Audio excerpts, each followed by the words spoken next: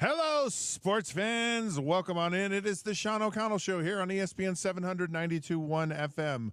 Of course, we're proud to be a part of Utah's ESPN radio network. I'm Scott Mitchell, filling in for Sean, part two. I filled in yesterday. I fill in today. So this is the second iteration of me filling in here. So glad you could join us. So glad to be here. Love helping Sean out whenever I can. Love to talk sports. I love that you're listening. And just so we make it easy for you, we actually allow you to listen. We don't allow, we just offer it. And it's kind of nice because then you don't miss anything. You can listen on ESPN700sports.com. You can also do the ESPN 700 app and a smart speaker. Just tell it to play ESPN 700. We're also on YouTube at ESPN 700 Sports Utah. Okay, 79 days until Utah football starts at UCLA. Kind of interesting, before the show started, I was watching an interview with Pat McAfee and John Lynch, who is the GM for the San Francisco 49ers. And they were talking about, this is the last day. This is the last day of OTAs. They're off for 40 days until they come back and they go to training camp. So it is around the corner. And actually quite a good interview, by the way, with John Lynch. John was one of my contemporaries. Played for the Bucks. He was a safety, and every time I see John Lynch, I remember a certain play. And that certain play is they brought an eighth man to the line of scrimmage. Of course, John Lynch was a safety, and he was that eighth man. They brought the safety in the box, as they say, and he was right there in the backfield. Everyone else was blocked. And he was one-on-one with Barry Sanders. And he had him dead to rights. I mean, Barry Sanders hadn't even got out of the backfield. And there was John Lynch in the backfield. And Barry Sanders didn't even move. Like he just kind of shuddered a little bit. Just kind of shuddered. And John Lynch was like he was in cement. And Barry Sanders just went right around him. There's no way in the world Barry Sanders would ever have gotten away. I mean, John Lynch had him dead to rights, and Barry Sanders just ran up the sideline for a touchdown. Now, this is John Lynch, who is a Hall of Famer, by the way. And I can tell you, I saw Barry Sanders make a lot of Hall of Famers look silly. I don't think there was one more impressive than the one against John Lynch. And every time I see John Lynch, I always think of that, which is a weird thing. So the Stanley Cup is going on tonight, by the way. Game 4, it's 2-1 for, of course, the Panthers. They started out losing the first game. They've won the last two. This game's in Florida. It's looking kind of iffy for a team from Canada. We all thought, they win game 1. It looks like, whoa, okay, we're really in for something here. That the Canadians might actually win the Stanley Cup after a long, long drought. 1993, I believe, was the last time a Canadian team won. So, but the Panthers seem to be in control. And by the way, you can actually listen to it here on ESPN 700, 921 FM. Game 4 is tonight at 6 p.m. So if you're out and about, or if you're not, say you're home and you just want to listen, you can certainly do it wherever. Just all those things I told you about. Check out the Stanley Cup. There's nothing better than hockey, by the way. Great sport. Great to a great sport to actually watch. When you grow up in Utah, you don't really grow up. There was the Golden Eagles, and then of course the Grizzlies, and hockey, and now of course we have the Mammoth. But I can't say I grew up a hockey fan until I went to Michigan, and then got to Hockeytown, USA, and just fell in love with it. So great sport. Love the Mammoth. Looking forward to what seems to be a very bright future here in the state of Utah for our professional hockey team. We'll see how that all plays out. The draft is coming up soon. This is a hockey club that is poised to go and do well. So we hope that happens. All right, we're going to start off the show with the NFL news of notes. So it's something that I like to do. People here in this valley, in this market, love the NFL. Just so you know, I don't know if you knew that or not, but yes, they do. And it's not a team. It's not the Broncos. It's not the Raiders. It's not the Seahawks or 40. They just love NFL football. They do. And it is right around the corner, Martin. So we're gonna talk about it today. And we saw this story, and I think this is just – I roll my eyes at this. I really, really roll my eyes at this. So the Cincinnati Bengals, who I actually played for, have their rookie, okay, I think he's 17th pick in the draft, somewhere around there. And he's not signed. No. Okay? Now, when you see this, and if you have half a brain, you know that's just really ridiculous. Yep. Like, it's beyond ridiculous that this player has not been signed, and I'll tell you why. It's for the simple reason that salaries are slotted, okay? So, in the first round. So, every rookie contract has been slotted. Now, there's a reason for this, and this is all about the negotiation that went on between players and management, and it's been going on for forever. And a lot of veteran players who had proved themselves, were furious that these rookies were getting these insane deals. And it was really how you could sign or whatever you could sign for. And the veterans said, that's bogus, man. So what they did is they said, we're going to let the rookies sign for a lesser amount, but we're going to guarantee contracts. And that was kind of the pushback on it. So makes sense. But but it's also slotted. So there's no mystery to it. It goes up a percentage of what it was a year ago, and so you have the first player in the draft, and that guy gets X number of dollars. Right. And then it goes down incrementally through the first round. Right. So if you're the first guy in the first round, you can get paid the most. If you're the last guy in the first round, you're going to get paid the least of the most. Makes sense. Right? And so there's no like for a guy, for Shamar Stewart to not have his contract signed right now is absolutely idiotic. It makes no sense at all. Now, I had this initial reaction to it like, what's wrong with you, you moron? Or like, you should have your contract signed. And then I'm like, well, what's wrong with the Cincinnati Bengals? Because you go, well, the Cincinnati Bengals, if you could pick one team in the NFL that would screw up a layup signing of a player in the first round, it would be the Cincinnati Bengals.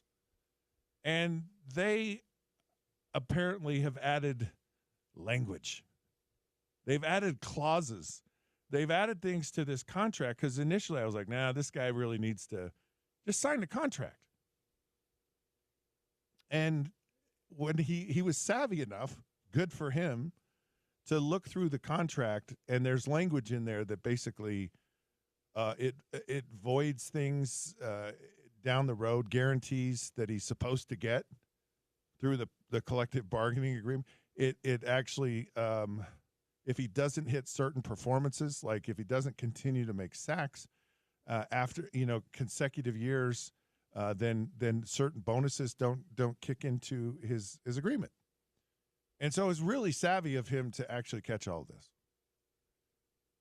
And I actually, when I wasn't playing football, I was actually negotiating contracts with people, and I had a real estate attorney that would just put some silly clause. They call it a Mickey Mouse clause, and they just wanted to see if everyone read the whole agreement. Like, are you paying attention? Are you actually reading these agreements? No, it was a review. It was a draft. It didn't ever go out to anyone, but it was. You just wanted to see if you were on your toes, and good for Shamar for catching this, because it's something that really isn't right. Now, I'm not going to let him off the hook because he has been kind of stupid. Okay, and here's why. When you show up and you go to all of the practices, you do all of the things, and you're not under contract, and you're and he has a legitimate reason for not being. If you kind of show your face, then it gives them all the leverage. They think, this guy's a pushover. He's probably anxious. He wants to get in here. He doesn't really care. He's just going to sign the contract. And that's not the case. And so he really needs to not be around. Now, he finally, I think, figured that out, or someone talked to him, or somebody told him, and he decided, okay, you guys are right. I'm going to leave, which he did. Now, this really shouldn't be a big deal. And for some reason, I mean, Trey Hendrickson, like how they haven't signed him, I don't understand, completely what's going on there, because a lot of people are really excited about Katie Blackburn, who's actually running the team, or, she's the heir apparent, or apparently running the team, and she's been doing a great job. But these last two issues, not so much. And it's almost like, yeah, maybe you're trying too hard, or maybe you're being a little bit cute with it. I don't know, but doesn't make a whole lot of sense. So Aaron Rodgers is so fascinating, right? So he's had his first week in Pittsburgh. Yeah, he's had his first week. And everybody is actually now all giddy. And we listened yesterday a little bit about Aaron Rodgers and how he's, he's saying perfectly the right things about the organization and the greatness of the Steelers organization and all the great quarterbacks played for the Steelers, all the great quarterbacks from Western Pennsylvania in that whole area. I mean, it's really, and the coaches that he's had through his career that have relationships, with the Steelers organization. And the reality is every organization has relationships with coaching in the NFL is the most incestuous relationship in all of sports.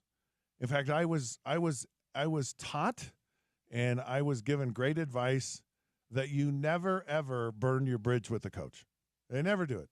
Even if you're upset and you're mad and you're all of these things, don't ever burn a bridge with the coach. Now, I violated that rule one time, and believe it or not, it actually came back to bite me. Oh, fine, I'll get into it. I didn't even talk you into it. Yeah, but you wanted to hear, I know. Well. I had a coach, and I remember when he got hired, I was with the Detroit Lions, and I was super excited. I was super excited because he'd been a former player in the NFL. He was a left-handed quarterback like I was, and I was like, oh, great. This is someone that I can really kind of have a camaraderie with, because most NFL quarterbacks have that. There's a brotherhood. There's a loyalty. There's an understanding. And very quickly I learned that, no, that's not the case with this guy. He has a different agenda. And we got along like oil and water. We did not get along at all. I was just constantly having to battle with him about philosophies of like reading plays, of how to throw certain routes. And I don't know, I think I was in my 8th or 9th year in the NFL, so it wasn't like it was my first day. And not only that, but I'd had quite a lot of success, and I've been taught by some of the best ever.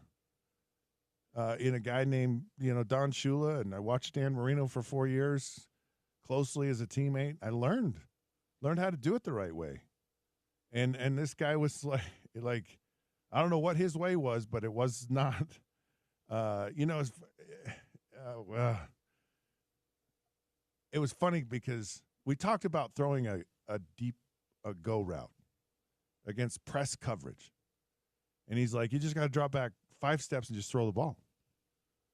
And I was like, no, there might be a situation for that, but typically the wide receiver has a DB, and it takes him a longer period of time to get off the line of scrimmage. So by resetting, so you take 5 steps with a reset. So the whole argument was over: do you reset or you don't? You follow me, Martin? Yeah, I'm following. That's not too complicated. No, not at all. And I said you reset because it takes more time, so the timing will be off. And you're also giving that wide receiver a chance to really set the defensive back up, to work, to give him moves and so he can get a good release off the line of scrimmage and get open, because press man coverage is something you want to take advantage of a lot. And the other thing is, by resetting, it gave you time to keep the safety in the middle of the field. And so there was no chance for that safety to get over. Okay. So you were trusting your wide receiver. You're giving him time to work. And in doing that, you reset. And so it's just that little half second. And we just had this massive argument. And I'm like, I watched one of the greatest of all time reset. I was taught to reset. I was taught to give the receiver time to work at the line of scrimmage. So we would battle about all this, just all the time. And he eventually got me benched. Uh-oh. And I was told that happened, and he did not like me. I did not like him, whatever. And so then after I got benched, he didn't talk to me for 5 weeks. Uh-oh. So, and I never mended fences with him. Anyways, down the road 2 or 3 years, Mike Holmgren's coaching out in Seattle, and he calls my agent. He goes, I got to have Scott Mitchell on my team. I want him here. So I think I'm going to the Seattle Seahawks. And then I find out that this coach is actually the quarterback coach there. And I'm like, I'm not going there. And so I burned that bridge. Anyways, Aaron Rodgers is good at not burning bridges. If that's the moral of that story. So now everyone's all giddy and excited about Aaron Rodgers. Okay. And I think I'm one of those people, but I'm a little bit confused. I don't want to say confused because I like the relationship, but I still know that Aaron Rodgers is 42. Yep. On top of being 42, he's also coming back from he's had injury, serious, significant injury. Achilles is no joke. It's no joke. And it happens to the best of them. Now, can you come back and play from it? Yes, because he did. Yep. And he played well. You know, Aaron Rodgers actually played pretty decent a year ago. So you go, okay, we've got that. But here's another thing that's a little I'm not sure about.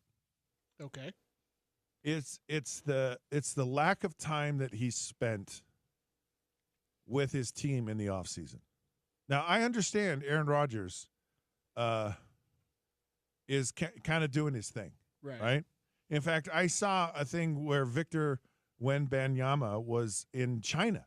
Yes. He was learning how to a certain type of meditation. Yep. So they put a robe on him, a monk robe, and shaved his head. And I'm like, man, he and Aaron Rodgers need to get together. Would that not be the best, like, I don't know, YouTube show, podcast in the world? Go sit in a cave. Sit in a cave, shave our heads. You got Victor and you got Aaron doing a podcast. To touch on that for a second, to steal this away from you, when Aaron Rodgers tore that Achilles, and you talk about resetting, that's your back foot the most. Yeah. How much pain does you guys have to suffer with that back foot? If there's any injury to that back foot when you're resetting, how painful is that to release the ball? Well, pain is one thing. Like range of motion's a different thing. When your body's used to being in a certain way or a certain position, and you can't get it there because everything to a quarterback is your back leg. Like having that's the foundation. That's the mechanism that drives everything you do. And being able to push, being able to have that in the ground, and the force that you generate from that, it's a huge thing. And so that's part of when you recover from it, you don't recover necessarily completely from the range of motion. So there's a lack of motion there to some degree. There's also the strength. And it's just it has an impact. Lawrence Taylor had it. A lot of guys have had. Dan Marino had it, and he came back and played. But you could see watching, it was like he was different. And how long, and I think when Dan Marino had it, he wasn't 42. He was long retired by the time he was 42. So it's going to have an impact to some degree. And an impact necessarily on the length. But back to my point, Aaron Rodgers is off this offseason. He's out delaying coming there and being a part of the Steelers organization. And then you, on the flip side of this, and again, going back to this interview with John Lynch, and John Lynch goes, from day one of our offseason program, we were not happy about a year ago, and it's volunteer, so the program is not mandatory. The league can't make you do it. But he goes, we had 100% attendance through our offseason because the players know how important it is to be here, to be a part of this, to train, to work at this. And these are guys that have been in the organization. They've been around the organization. Aaron Rodgers, it's like a new school to him. It's a new system to him. And yes, he can go out and he can just play off of just his knowledge and his experience. And he can probably do it at a fairly high level. And because he's a very smart guy and he's very accomplished. I mean, I don't have any question about that. But if you're going to an organization for 1 year, I mean, what are you trying to do? I mean, what? Because Aaron Rodgers, if you ever listen to him, I mean, he wants to win a championship. I think that's the ultimate goal for him. Yeah. If you really have 1 year, one shot, and one, do not miss your shot. Right. Right. Then show up every day. Yeah. Show up, be around. There's things that you're going to learn, you're going to do. Now, I understand Aaron Rodgers got married and all that stuff. I get it. And if that's the reason for him not being around, I can understand that. But not necessarily for the whole entire offseason or just to wait till we have one mandatory minicamp. I'm showing up for 3 days, and I won't see you again ever until we get to training camp. He's going to go hide in that cave and read the playbook. So everyone's different. Everyone has their way. But all of these teams who somehow find it to the championship will tell you that the championship is won in the offseason. Yep. It's won, and we all know that, right? But with them, like it's not just yourself. It's being there with the whole team, and with the intricacy of everything that's happening today. Man, you have to show up. The Steelers preseason games are going to be the most entertaining and watched preseason games because everyone's going to be wondering how he looks. So, no question. I mean, and I think week 1 they play the Jets. Yep. I mean, who could write this script better than he must have gotten money? Like the NFL said, look, we here's our schedule. The Steelers Jets play. We will pay you just so you can go show up and play for the Steelers. The NFL threw in the $10 million just for here you go. You know, they do that with professional golfers from time to time. They'll give them an appearance fee. Yep. NFL just said we'll give you an appearance fee just so you can because this is just natural drama that we just love to introduce to our sport. Now here's one more thing before we go out to break that is so fascinating. Henry Ruggs, sorry. You remember him. Great wide receiver from Alabama, super fast, and he drove his car 10 times faster. And, of course, he was in a tragic accident and went to prison because of it.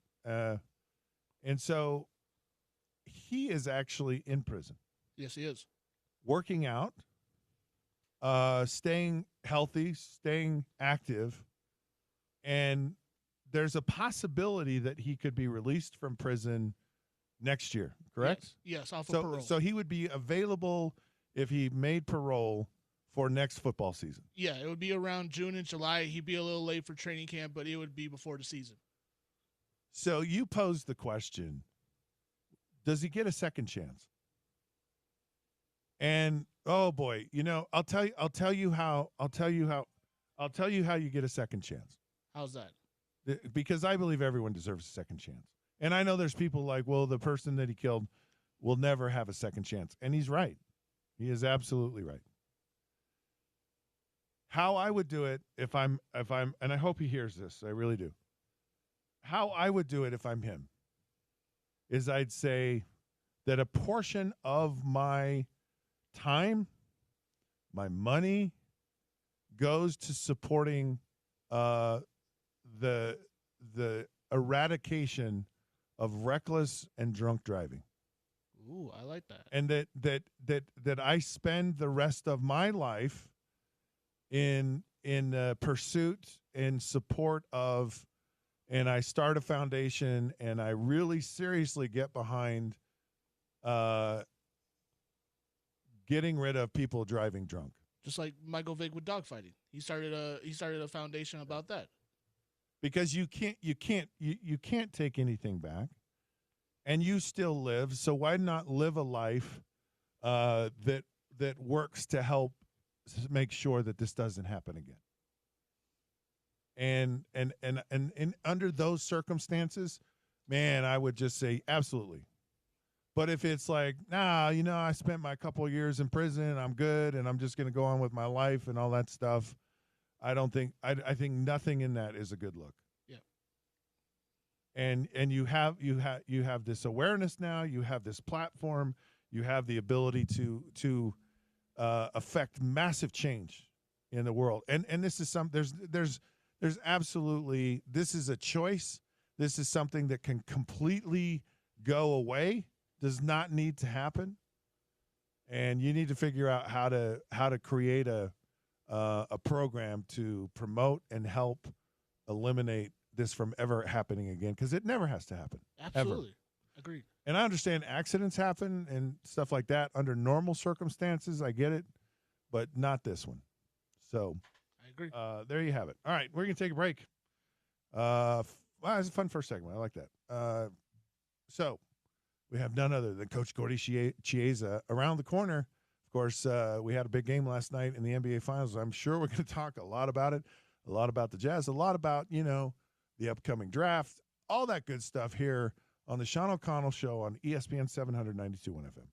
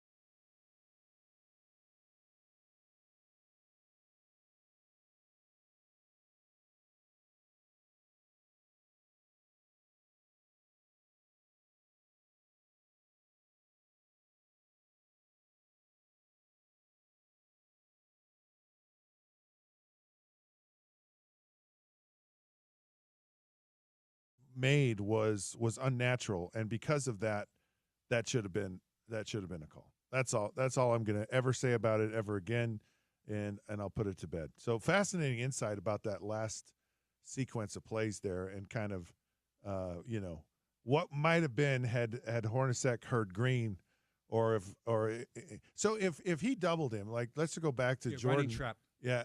Well, I'm saying Jordan on the play when Malone had the ball in the low post. Would he have just seen Hornacek under the basket? Would he have been able to get in? Absolutely. Get in the ball, been an easy 2 points. What happened? So the teaching point about that was that when you play dig out defense, for the listeners right now, that means that you go to the basket line. Just visualize the basket, the vertical line, and you pause. And you decide to go either double team, full double team, or we call dig out, where you flick at the dribbler at the ball. Jordan did that often, but he always came from the top side. This time he came from the baseline side, meaning the bottom side, and that was the difference of it. And that just shows you that the brilliance of when you're an elite defensive player, you play on concepts and instincts.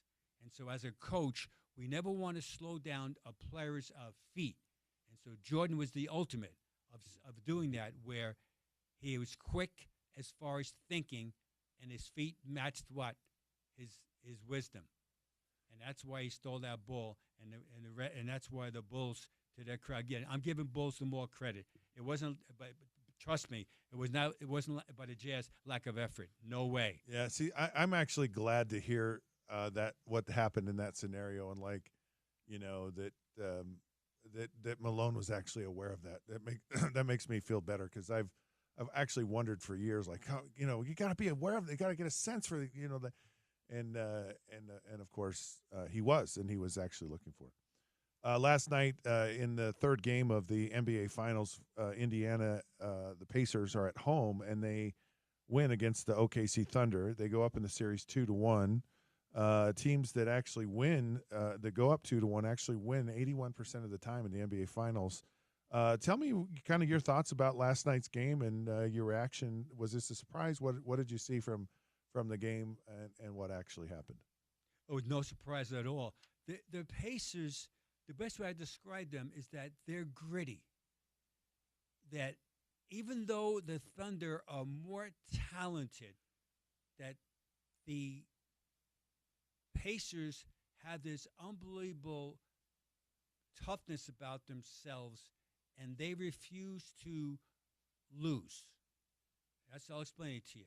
And so it's no surprise that they won this game, but it's how they won it. They were down 5 points to start the fourth quarter, and they came alive. They outscored the Thunder 32-18. They held the Thunder 35% shooting in the fourth quarter, and that was the difference. That their defense took over. And as far as the game, this is quick metrics, that the Thunder are the best team in the NBA defensively. But in this game, the script was flipped by the Pacers. The Pacers had more steals than the Thunder, 13-6. The Pacers forced more turnovers, Thunder 19, Pacers 14. Block shots. The Pacers had 11, the Thunder had 4. The Pacers had more assists, 24-16. The Pacers shot in this game 51.8 against the best defense in the NBA. And the only stat they lost was the rebounding, 42-36. Now, here's the clincher. In player development, team apparatus, meaning this, that the Pacers bench outscored the Thunder's bench 49-18 plus 31. So, yes, you've got to, in the NBA, like any sport, you've got to develop your bench and trust them. And that the Pacers bench, they came through unbelievable last night, and that was the margin of the game. Benedict Mathurin, the Canadian guy, outscored. He scored 27 points in 22 minutes. So, Scott, I know I'm not the sharpest guy in the tool box right now, but that means that Mathurin outscored the whole Thunder bench himself last night. Yeah, Coach Rick Carla mentioned, he says, this is kind of how we have to play. And we find scoring. We're a team that a lot of people contribute to what's happening here. And you mentioned the bench, and Mathurin, and you mentioned him, and there were other players that played as well off the bench for the Pacers. And the question I have about that is, when you're a coach and and they play a lot of guys, they run deep, they I guess it helps them. Is that harder? Is that harder because the coach mentioned everyone has to get up to play. Everyone has to show up. Like if everyone doesn't show up, then the parts that we're expecting contributions from, because I think the bench was really the difference in the game. It was just amazing the runs they went on to get back when they were down the second quarter and going into the fourth quarter. The bench was huge. I mean, massive. I mean, the steals that happened, and so how do you do that? Is it harder or is it easier when you know that, okay, I don't have to rely on a guy, but I do have to, as a collective group, we have to show up. I mean, you have Michael Jordan, he's going to show up and he's probably going to beat you a lot just by himself. And so you don't necessarily have to have everyone show up. Which is harder? This is harder, the bench, because the bench, however, it's hard, but it's easier because they know when they're going in the game. So players usually play better if they have a sixth sense that they're going into the game at a certain time, most of the time, with the exception of being early foul trouble. And so Benedict Mathurin knows he's going to the game, and his role is defined, that he's a scorer, and he gives them a bounce as far as a scoring input, and he does it well. McConnell, who played great. McConnell last night, again, the draft is soon. The NBA draft's going to be on Wednesday, June 25th. However, McConnell, a long time ago, was never drafted. So the guy that impacted the game, he set a record last night of an NBA Finals where no NBA player in the history of the Finals ever did this as an off-the-bench contributor, where a guy scored 10 points, 5 assists, and 5 steals. Scott, in the history of basketball, off-the-bench guy never had 10 points, 5 steals, and that's the trick, 5 steals, and 5 assists in an NBA Finals game. And then there's Obi Toppin, who's a Knickerbocker cast-off. He comes in the game, 8 points, 6 boards, 2 blocks, but he had that thunderous putback dunk when Chet Holmgren was flat-footed, didn't put a body on him. He came flying in like a bird from outer space, and he got that slam dunk. And then Ben Shepherd, the 26th pick of the draft. I keep making a point about the numbers where these guys are, where they're drafted. He comes in the game defensively, and he attempts to, again, here's the catchword, slow down Shai Gilgeous-Alexander. He didn't stop him. That's not my point.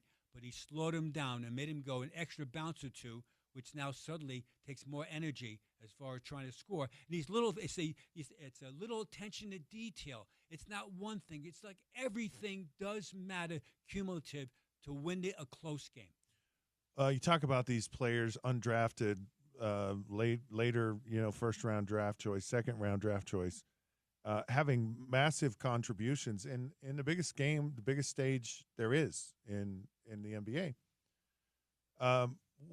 How do you attribute that? Like where do they find these guys? Do they just do they just get lucky? Does an organization say, "Hey, we're looking for this type. We need this type to plug in here," or do they just blind luck just find these guys? I mean, how do they put these teams together and go, man, that was brilliant, or did they just get lucky? No, it's by design. In other words, where most of these teams that develop their bench, the philosophy in the building, as far as on a personnel side, and I say this firsthand, a long time ago, I was once director of pro personnel for the Memphis Grizzlies. And so the learning point about that is that people that get it usually right, usually the majority, is that they talk about what a guy can do versus what a guy can't do. See the mentality. So with Obi Toppin, when they traded for him, is where they want him. What he can do is what? Crash the boards. Yeah. He can score points. He can score without the ball. And the expression meaning what? I don't need the ball to dribble to create own shot. I can score off movement. McConnell scores off movement, and he's pass happy. And Mathurin, his role in a game is to shoot the ball. And so the guys that are and Ben Shepherd, his role is defensively and be a timely shooter. So these teams, they either draft guys late or sign guys or take in the summer league with them because they think what a guy can do versus what he can do. It's philosophically, it's important, and also it helps you tremendously as far as the economics of the salary cap. Right. So when you're undrafted, that first contract or two is absolutely favorable towards the team. And if you're a late first-round pick, also they can sign you for the first 3 years. It's guaranteed. Years 4 and 5, a team option. But even at that, the numbers are still within reason. And you don't mind, like any sport, you do not mind paying somebody market value when a guy produces. The problem is when you pay him a lot of money, and underproduces. You don't get anything for it. Yeah. And that's what happens. When you talk about player development, I've always been curious, like when and where does that take place? Do you pull them off to the side? Do they go in the G League? Is it in the off season? How do you develop these players, and how do you so that you can identify and say this is what you do? Let's lean into this. Let's lean into what your skill is, and then let's find a place and plug you into that roles. But where do you develop, and when do you develop players? Well, it first starts in the mini camps where you see certain guys that you like. You want to be around them more to see their personality.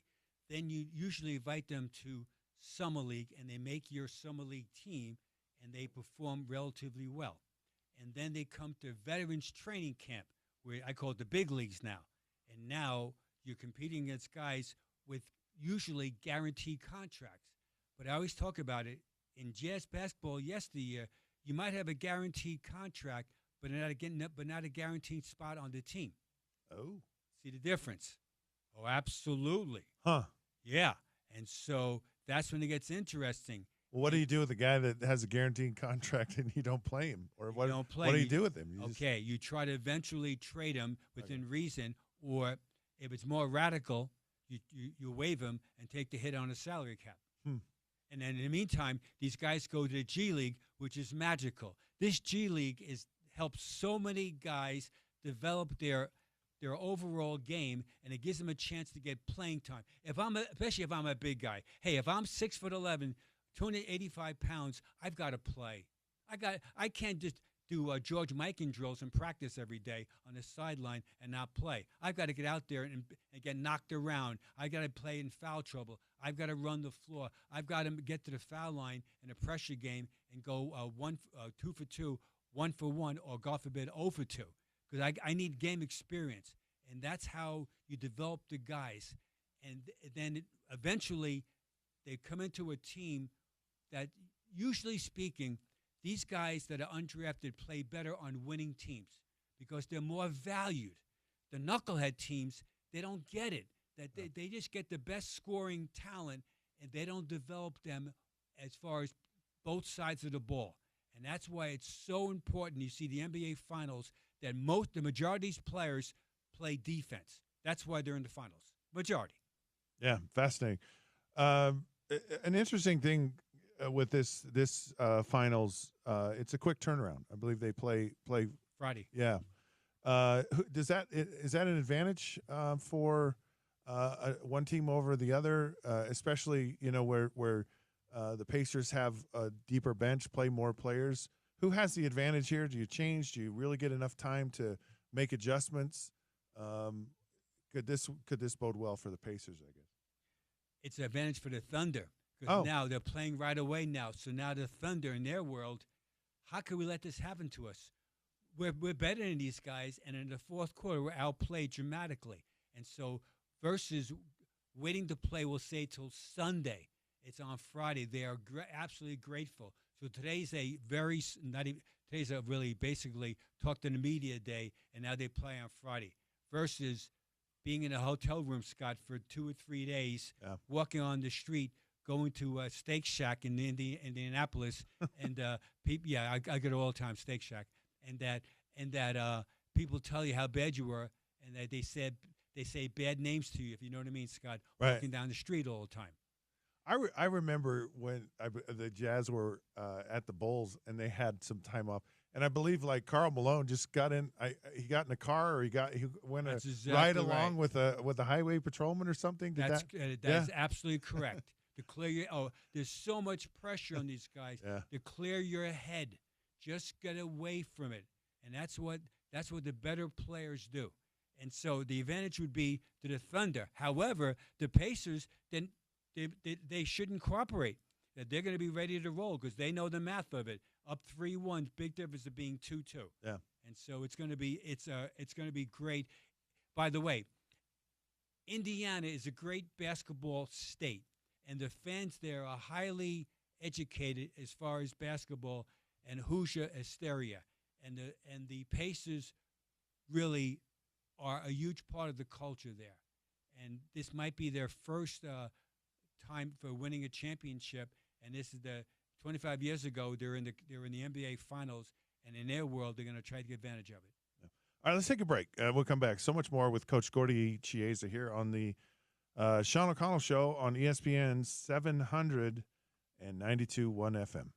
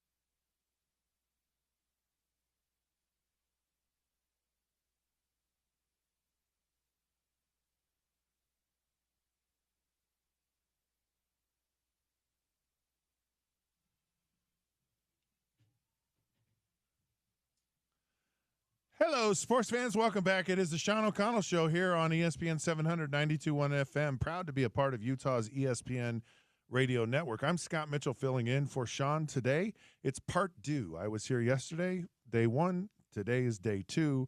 And today is the day we get to speak with none other than Coach Gordy Chiesa. Just love these conversations. Actually love the conversations we have even when we're off the air. They're just fascinating. It's fun to kind of mesh two different professional sports in together and have a conversation. So I really enjoy it. Okay, I'm not a smart man, Coach, but please help me with the New York Knicks. How in the world can you just go and ask all these organizations, could we just talk to your coach, please? And of course, everybody's shutting them down.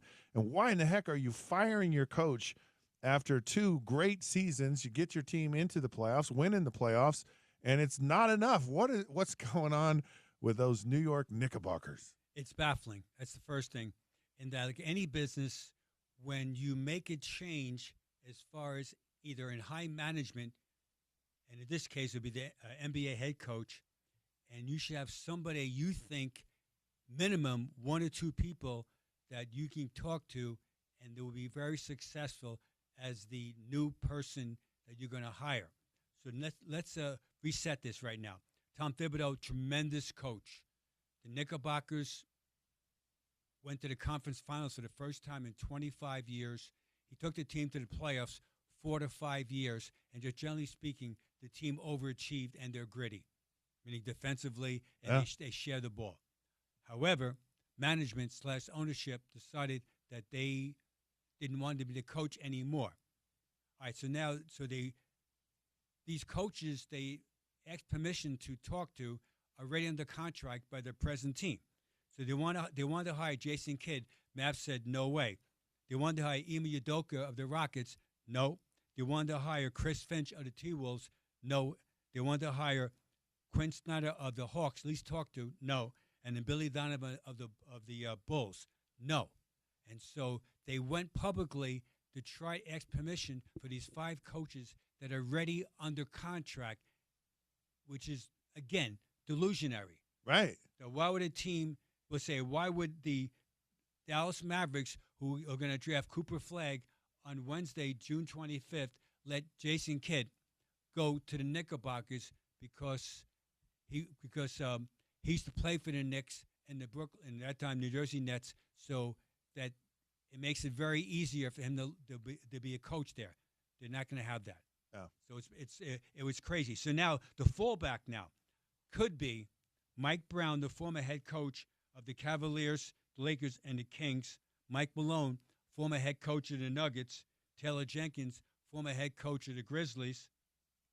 Johnny Bryant, local standout, University of Utah, the former assistant head coach of the Knickerbockers, now with the Cavaliers. And then Sam Cassell, assistant coach of the 76ers. So those are the people they're staring at. They're going to hire, but it's a bad look as far as for the players' point of view. The players think none of these guys want to be coached want to coach us. That's what the players think. Yeah, and if you're the coaches that you just mentioned on the list of potential guys who aren't under contract, like the Mike Malones and Mike Brown, why would they want to go to New York? Would you want to go to an organization that that had success and was having success? They got rid of the coach. Like, what do you have to do in it? It just seems it would be tenuous to go there and know they'll get rid of me just because I look at them sideways. I mean, who knows? It made no sense why they got rid of Tom Thibodeau, and so. Does that play into your mind as a coach? Like, I don't want to go to an organization that could fire me on a whim. Yeah, if things were equal. Now, when you're unemployed, you'll take any job. That's the good difference. Point. Yeah, when you're unemployed. Remember now, you're top of the apex. There's only 30 jobs in the world that to be a head coach in the NBA. Only 30, which means that you're top of your game allegedly. And to be a first assistant, there's only 30 people that are first assistants or associate head coach. So we'll say there's 60 people in the world in the present tense that coach at a high elite level. This is the NBA now. The NFL, Scott, is the exact same thing in the NFL, and so is Major League Baseball, to say the least. And so you're top of your game. However, with that, though, is that you have there's certain skill sets that you have to have. So the question is always, is that most successful coaches at the pro level, they're demanding without being demeaning. You've got to be demanding. Yeah. You cannot be Mr. or Ms. Nice person. You cannot be, because otherwise the players think it's a sign of weakness and they walk all over you. They attempt to. Versus being demanding, but keep it to what the tasks are in front of them and never make fun of a player, meaning demeaning. Yeah. And that's where it gets so interesting as far as what's going on. No, it does, because you have coaches that have been in the league for a while, and they've understood a culture a certain way, and the players are from a younger generation, different culture. They're talked to different. They're treated different, and so it's figuring out how to communicate to them in a tone, not even necessarily what you say, but kind of how you say it and how you approach it. Because I think the bottom line is the players want to win, the coaches want to win. And being able to convey that in a way that people get it and respond to it is an art, and it's an ever changing art, especially as you get older, in a profession like coaching, and you've been around for a while. I think of Kyle Whittingham, who's been at the University of Utah for a long time, and very tough-minded, tough in his how he does things, and I think he's realizing that a tone maybe has to be a little different. In the NFL, completely everything's changed. How they go about training camps, they're not 6 weeks long. They don't go 2-a-days. So a very, very different tone. A lot of guys, they don't know how to do it. It's like, no, I'm like, we're gonna come out here and practice hard, and we're gonna do all these things, and so it's fascinating to kind of see the evolution of coaches in all sports, and even specifically in the NBA, as we're talking about. Well, again, add to that, your voice is choice. I've been saying this for decades. It's how your voice is absolutely the most powerful tool you have as a coach, because that's how you explain things to the players, and that clarity of your voice, and how you against also the voice tone. You're in a huddle, and your team is struggling. It's how you address it with your team. Now, again, you have to be demanding without being demeaning. And usually speaking, is that when you pause before you talk, you always feel better, versus being so emotional that once you say it out loud, you can't get it back. And I was a coach for 36 years, 20 in the pros and 16 in college. And I can assure you that there's an evolution in all of us as far as how you approach things. Next point about that is that what you want to do is that be old school fundamentals, new wave communicator. Yeah. And Andy Reid of the Chiefs is the ultimate of that. Yeah. All I know, I don't know Andy Reid all I know what I see and what I hear in interview when he talks about it. He'd be the classic example how he would he involves all over it. He lets the star players be stars. Remember, in the NFL or the NBA, the star players usually are more important than the head coach. Usually, because they're almost impossible to replace. You can replace the coach, but to replace the star players, it's very unlikely because there's so few of them.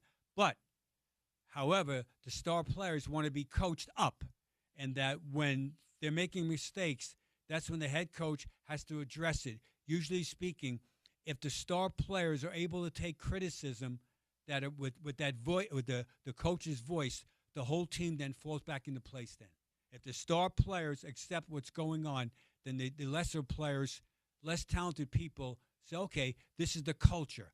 And our next question: what's a culture?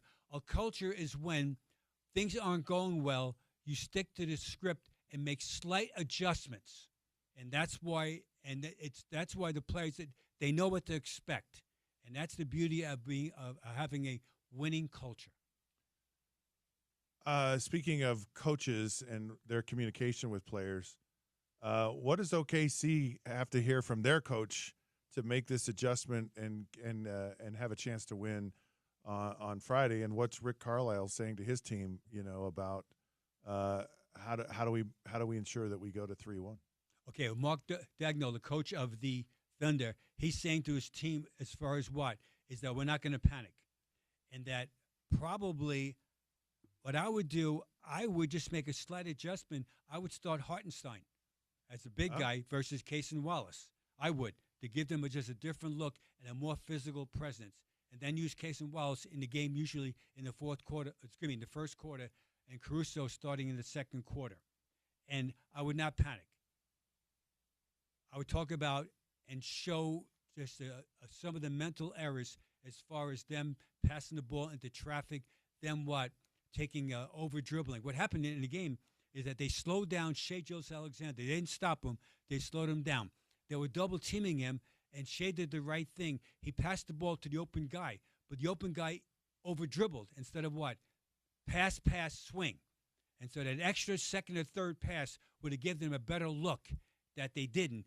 And the pass out of the double team, whoever it was, over dribbled, and that gave the chance for the Thunder to recapture the Pacers, come out of recovery and rotate and get back to them. Now, if you're the Pacers, your rallying cry, emphasized cry, is what? If you thought we played hard in Game 3 and won, we've got to play twice as hard and with more force. Usually speaking, the team that's more aggressive usually wins. Usually. Right. If you don't beat yourself with what? Turnovers. Right. So that's my rallying cry with the Pacers. It's going to be a great game on Friday night. I can't wait. Scott, I'm geeked about it right now, and I'm looking forward to it. Yeah, me too. And I thought a lot of people thought, oh boy, this OKC is going to just kind of roll over the Pacers, and I think a lot of people were surprised by last night's game. And so, yeah, we're just excited to have two teams that really want to play and are playing hard, and it looks like it's going to be a heavyweight slugfest to the end on this one. I want to talk about a couple of things that are happening in the NBA in general. Some of the biggest names in the game, trying to figure out where they're going to be next year. Giannis, of course, in Milwaukee is one, and then Kevin Durant. And Kevin Durant is just kind of, I don't know, he's fascinating to me in the sense that he just kind of on his own since he left Golden State has tried to buy teams, land all these places, and he just hasn't found a place that's brought him back to being one of the top, if not the top player in the NBA. What's in the future for both these guys? With Giannis, so you remember, is it Giannis talking or Kevin Durant, or is it their agent? See, the offseason, the agent dominates the conversation. See, in season, the player's playing. Right. And so he really can't talk. He's getting ready for the game that night. But off season, there's way too much talking. If you notice right now that it's always the agent talking, not really the player. Interesting. That's the first thing. And the second thing, oh, by the way, they're under contract. Let's not forget, it's called tampering. And so it does happen. I'm not naive. It doesn't happen. I'm not saying that. All I'm saying is that Giannis under contract with the Milwaukee Bucks, and so is Kevin Durant with the Phoenix Suns. And so they're both trying to chase championships. And Giannis, I would say, will be in Milwaukee. Remember, Dame Lillard, Weber stayed great. He got hurt in the playoffs. That set them back. Now, with Kevin Durant, new coach now in Phoenix, possibly new direction, I would say that he'll be traded. But the question is where, and also is who can fit him into the slot as far as the luxury tax and the first and second apron. So here's Durant's contract. He makes next year $54.7 million. So he'll get an extension by his new team. So the question is, who'll give him the extension? And let's not forget Durant, as great as he is, and he's great, is that right now he turns 37 on September 29th. So a 37-year-old player that's still top of his game, if you trade for him, you're saying philosophically, we can re-sign him, and then you're probably signing somebody, Scott, for 55, 60 million, age 38, 39, 40. Yikes. Right. Yikes. With LeBron being the only person ever to play at a high level at age 40 or so. The only one ever. Not Kareem, not Karl Malone. It's LeBron. So tough dilemma. So he's saying his agent, Rich Kleiman, who actually know. Rich Kleiman, he lives in Jersey, so I actually know him very well over the years. They're talking. I get it. I understand it. They're talking, but we'll find out if it's true or not. Do you think sometimes the agent talks because and maybe they try to talk super loud just to rattle the bushes and because they know, like you said, the player, it's a huge gamble. It's a bigger gamble to sign a player, even as great as they are. Who knows what you're going to get, and you're making a serious obligation and a commitment to a guy that couldn't. I guess. Well, I guess that's one question. Is the agent trying to drum up business? And two, is there even a scenario where someone would go, yeah, it makes sense for us to sign a guy like Kevin Durant? Well, it has to be a team that is nearly a championship. So that's the question. So usually, if you're nearly a championship, is that you have other good players in your team that make a whole bunch of money. So which means then suddenly, if you did sign Durant, that means probably, just guessing now, your fifth best starter and most of your bench is now gone. So now you're back to the big three again, which is great. One is big three got hurt during the season, ripped Achilles, and now you're down to the big two. Yeah. And what you're losing the second round. For example, that in NBA basketball, that it's going to be the 7th straight season there will be a new champion, whether it's the Pacers or whether it's going to be the Thunder. So for the previous 6 seasons, the defending champion didn't advance past the second round. Scott, the second round, meaning what? Right. The conference semifinals. And so usually speaking, those teams signed those players, and there was injuries, generally speaking, and that's why they didn't advance. So it's hard to repeat. And so if you sign Durant, and the other guy I was talking about is Trae Young of the Atlanta Hawks. Yep. That you got to find somebody that is going to absorb their contracts into their tax situation, either the first or second apron, which is absolutely tough to do. Yeah, it's fascinating. It's just the decision you'd have to make and the commitment and in my mind I'm trying to think who makes sense. What is it the Knicks? I mean, would the Knicks make? I mean they don't make sense anyways, but are the Knicks a team that makes sense for a guy like Kevin Durant? Okay, the answer is yes, it would. However, you have to give up probably Mikal Bridges. I'm pausing. OG Anunoby.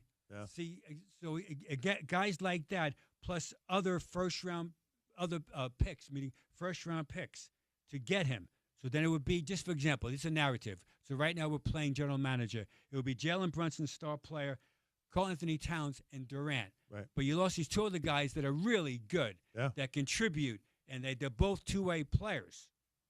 And so that's, again, so you gain as far as a star player, but you lose other talented people that are very good, but not stars. And what's a star? A star is somebody that minimum on their own can get you to the playoffs and minimum get you past the first round. Now you need other trusted sidekicks to keep advancing. Yeah, fascinating. I just don't see Kevin Durant going anywhere of any. I just don't see it happen. I don't know. I'm sure it will, but his agent's talking. Yeah, sure. I'm only kidding. I get it. No, I understand. So it's made. So again, this would be called the game within the game, right? And it's off season, and so remember the teams can't talk about other players under contract. Yeah. So if he knows, it's always speculation, and now it's social media to the ultimate. Everybody's general manager on social media. Everybody is. Everyone's an expert about pop culture, including Scott Mitchell. Yes, I am. I live on social media. Actually, I don't, so I stay away from. But everything I hear and read on there, I know is true. So That's. Oh my! You have some imagination. I'm just kidding. I'm gonna check your temperature right now. Just don't give me one of those the quizzes you used to give. I can't. I have a quiz for you. All right. I don't. No, don't it's do well. one. No, got me going. Okay. Oh shoot! All right. I'll give you what. I'll give you 2 questions. I'll start out slow. All right. All right. We're talking about the Knickerbockers. Okay. All right. What college did Jalen Brunson go to? Was he a UConn guy or Villanova? Connecticut. Well, UConn and Connecticut are the same thing. The same thing. Oh, they're in different states. I'm glad we're not going to space with you. Well, no, Connecticut and UConn, they're the same. Yeah. But I'm not talking about. You were talking about Villanova. Have I guessed it right yet? No, you're right. You're I'm fluctuating. You're close. Close. What I know. Okay. He won a championship. Villanova.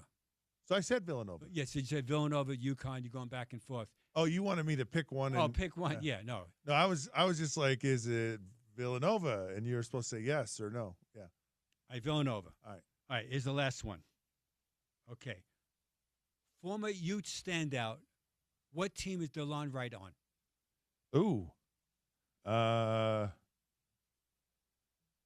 boy. I'm gonna say DeLon Wright. Yeah. I'm gonna say like I'm supposed to know this, and I don't, and so I'm guessing. And fans right now are driving an I-15 right now. They're screaming right now at Scott Mitchell. They're yelling at Scott in between the I-15. They're saying, "Are you kidding me?" Look, Scott, you don't know this guy's name? No, he's one of know the name. He's one of us. Scott, he's one of us. What is he with the Jazz? Not with the Jazz. One of us. I'm pointing to the hill. Oh, no, he went to the U. That's exactly right. What team is he on? Pro team. Right, I knew he went to the U. I don't know the pro team. I'll say he's with the Spurs. Okay. It's the same country, meaning USA, but a different location, Knickerbockers. Of course he's with the Knickerbockers. Yeah, I was going next for you. Everyone knows it. Oh, so I should have known this was a Knicks quiz. I was giving you that. Yeah, I was trying to. Yeah, the Big Apple, Gotham City. That's how bad I am at this, Gordy. It's not my cup of tea. No, you have other talents yes, that are absolutely and they are not this. that sometimes are hidden, but often they're out. All right, I want to ask you one question before we get to the list. Is there any update? Where are the Jazz as far as this year's draft and their strategy? What does it look like the Jazz are going to do? Okay, the Jazz picking number 5. They're going to get a ultra talented player. Usually, he'll be 19 years old. Probably it's going to be either Jeremiah Fears of Oklahoma or Trey Johnson of Texas. Probably. I wish it was VJ Etchcombe. I wish he dropped down to 5. Yeah. Because he's really, really good. Yep. That guy, too. So probably. And at 21 should be interesting. They're going to get somebody that will contribute also. So the Jazz are going to get talented guys. They're going to be young. And there's a new person drafting right now, meaning Austin Ainge. Right. So this is his first draft. Yeah. So he should be very interesting. What are your thoughts about Austin Ainge? He's very good. So is he running the show? Is he? Yes, he is. And where's his dad? Is his dad on a golf course now, or is he still involved in things? And I'm sure he's still involved. I wish Austin's name wasn't Ainge. I wish it was Austin Brown, right. Austin Mitchell, yeah. Austin Chiesa, because you know why? He's very good. Yeah. And so I know him personally, and he'll do it with the Celtics for 16 years. He knows what he's doing, and I'm quite confident he's going to pick the right guys, and his Jazz go forward. And also a thing called free agency, and John Collins, his contract, he's a player option at $26.5 million by 6/29 of this year. He says yes or no. Yeah. So if he says yes, I'm in, which means then the Jazz have him on a roster. Then there'll be a sign and trade. They try to move him on July 1st or during the following week after that. Yeah, fascinating. We'll see. Yeah. All right. This is going to be fun and exciting to see where the Jazz go and what they do over the next short period of time, but also next season and beyond. Your list. You got a list for us. It's a fascinating list. What do you got? My list today is the most career points scored in the NBA Finals by a player. Career points. In the finals. Number 10. Number 12. This is a dozen. 12. Steph Curry scored NBA Finals 937. Wow. Number 11, Kobe Bryant, scored 938. Number 10, Magic Johnson, 971. Number 9, John Havlicek, 1,020. Number 8, Tommy Heinsohn, Celts, 1,035. Number 7, Sam Jones. After that, the world's greatest ever bank shooter, scored 1,143. Number 6, the all-time greatest winner in the history of professional sports, Bill Russell, scored in the finals 1,151. Number 5, Elgin Baylor, 1,161. Number 4, we know this guy, we mentioned him earlier, Michael Jordan, scored the NBA Finals career-wise 1,176, where he averaged in the NBA Finals 33.6 points per game. Wow. Number 3 all-time, Kareem Abdul-Jabbar, scored the NBA Finals career-wise 1,317. Number 2, he plays for the Lakers right now, formerly of the Heat and the Cavaliers. LeBron James has scored 1,562 career Finals points. And the number 1 player of all time for most ever NBA Finals points, he played for the LA Lakers. He only won 1 championship, but it was not absolutely, he did everything possible to try to do, is Jerry West. Jerry West scored the NBA Finals career-wise 1,679, where he averaged 30.5 points per game. So Jordan got 33.6. Jerry West got 30.5. Quickly, what about Jazz basketball? Jazz basketball leader in the NBA Finals for the franchise is Karl Malone. Karl scored in the NBA Finals 283 points in those 12 final games for the Jazz, where Karl averaged 23.5 points per game in the 12 games NBA Finals. Guess what? It's very hard to do. Thus, Scott, this is my list of today. Great list and some surprises. I never would have thought Jerry West, all-time leader. That's fascinating. So, all right, really appreciate your time today, Coach. We've just heard great wisdom and insight from one of the best, Coach Gordy Chiesa. We have some hot headlines when we come back here on the Sean O'Connell Show on ESPN 792.1 FM.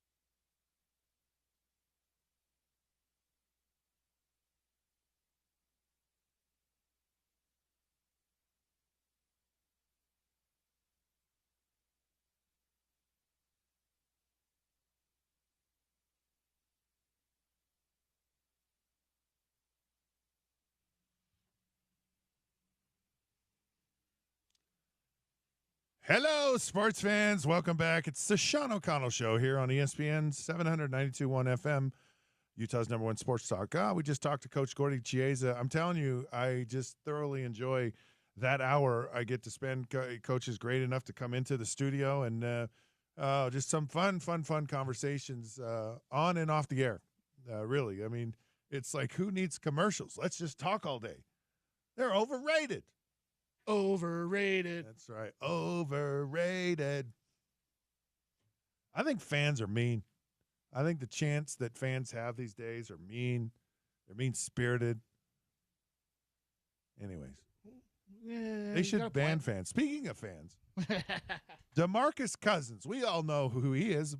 Boogie Cousins, a.k.a. known as Boogie Cousins, was suspended from the Puerto Rican Basketball League.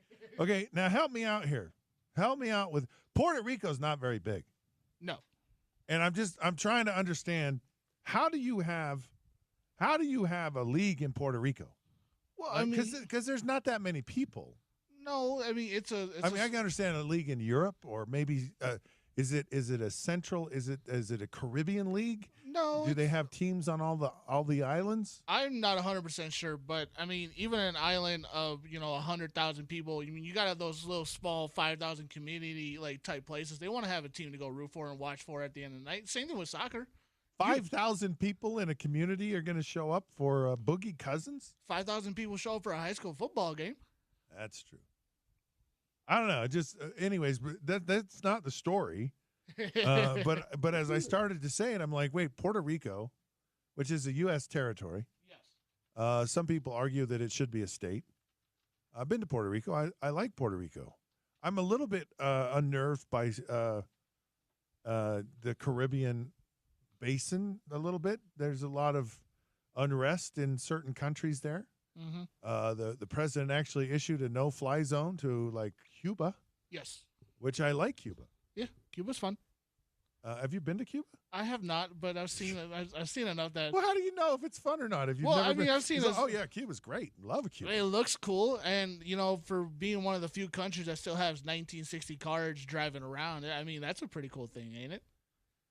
It's fascinating. Like they took. Yeah, I'll just tell you that I've been to Cuba a couple of times, and it's if I'm being completely candid, it's kind of sad.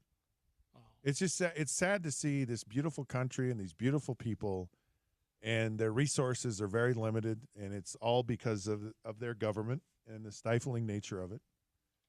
And no one has anything, and so they take really good care of everything. Yes. Which isn't a bad thing if you think about it. No.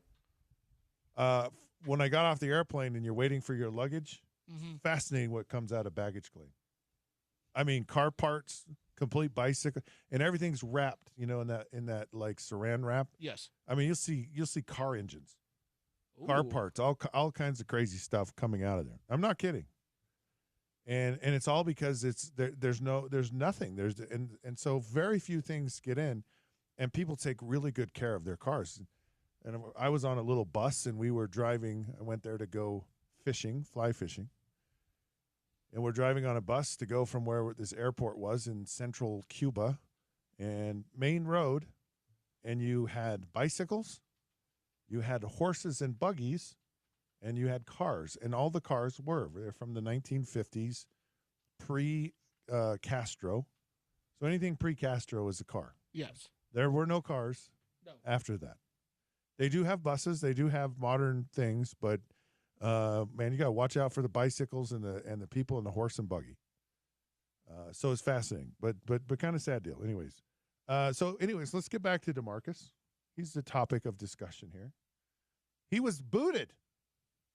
He was booted from the Puerto Rican Basketball League, apparently because he got into a massive brawl with the fans. And again, I'm trying to understand that I guess I'm shocked that they have.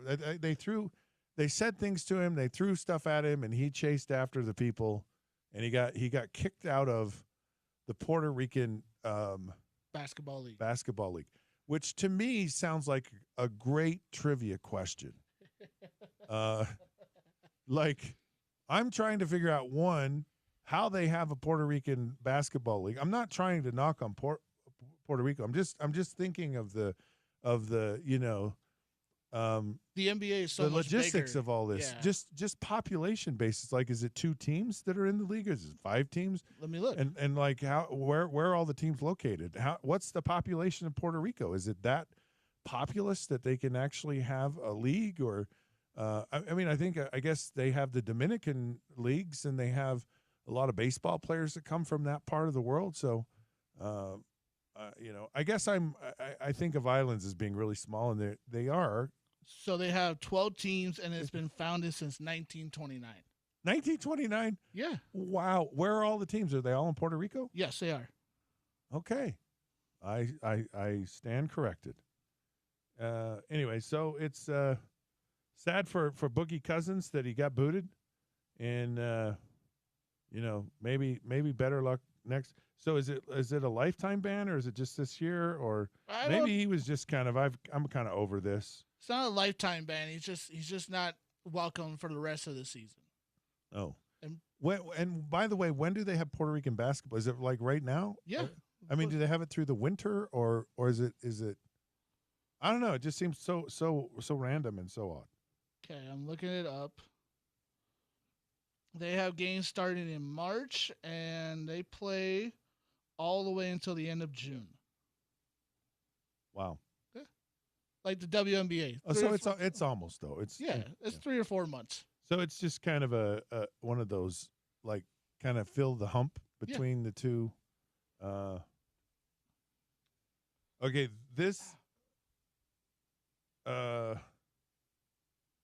is a fascinating thing from Tim Brown. Tim Brown thinks that the NFL should actually get rid of the kicking game. Is that what I'm to understand? Yes. He says, get rid of kickers. We have no kicking in our league. He's speaking of arena football. Getting rid of kickers is just the best thing you could ever do in all of sports. It slows the game down. It's just not what people want to see. And so get rid of it. So do you get rid of the punting game too? See, I guess you just have punters. Yeah, punters, or just get rid of punters at all. Well, I don't know how you could get rid of the punters, because I'm not opposed to this. By the way, I actually like the idea of getting rid of kickers, and I was always of the understanding. And I know someone's going to text when I say this, but I don't care, because it's just the way it is. I've always understood that kickers were not actual football players. Okay? So all of you people texting in now and say, you're just mean and you're a hater. No, you ask any NFL player, any one of their, except for a kicker, of course. No, kickers are a breed of their own. They are different. They are different people. I'm not even sure kickers are human. They're of another species. Anyways, I kind of agree with this. If they're worried about like safety issues, and let's face it, kicking has been one of those things where, it's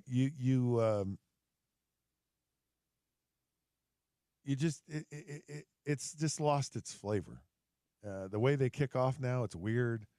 They've realized that kicking is stupid and dumb and different, and so it's just a bad look. It's just a bad thing. Don't have kickers. I agree with that. Now the one thing I would argue for kickers is an onside kick, which they've killed as well. Yes. Like you just so you've killed the one thing, and I do have a solution for it, and it would require a punter. Ooh. So I don't want to get rid of punters. Okay. And I think no, I like the idea of getting rid of the kicking game. I think it makes it more intriguing to have to score in the end of a game to win it. So here's the new onside kick. So Okay. you score a touchdown. Okay. And you have an option at that point. Okay, because if they got rid of the kickoff, you just put the ball on the 30-yard line, and you start every drive after a made touchdown. Okay, in the end of the game, inside the last 10 minutes of a game, you can declare an onside punt. Okay? Okay. So here's how you do an onside punt. Is you line up like you were going to kick off. Okay. No, but you don't actually. You just have all of your players all in a big huddle. You know, like heads up, 7 up. Yeah. You heard that game? Or 500. Yep. Right? And so you just play a quick version of 500, but it's like one punt. So the punter punts it up in the air, and you have to get the ball. Okay. And so it becomes jump ball. Ooh. Okay. Now, here's how you work that out. All right, you ready for this? Yes. Is you if you catch the ball in the air, Okay. and you're the punting team, you get the ball wherever you caught it. Okay. If the ball drops to the ground, Okay. free for all. Okay, so just like the CFL when they do punts. It's just a free for all. Okay. Okay. If the other team catches the ball and has possession to the ground, it's their ball, where the ball lands. Okay. That way, you're not running and making these huge collisions and all this stuff. They still have Hail Marys, in the game. Yep. And so it's a Hail Mary punt. I like it. Because you're going to keep the punters. Because when you have fourth down, you still have to punt the ball. All right. So you eliminate certain aspects of your special teams, and you actually do some new ones that you like.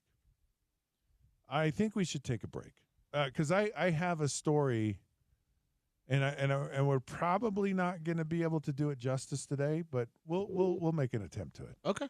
There's a certain word you can't say in a movie theater and on an airplane, and I think we all know what that word is. But can you say it in a football stadium? We'll talk about it when we return here on the Sean O'Connell Show, ESPN 791 FM.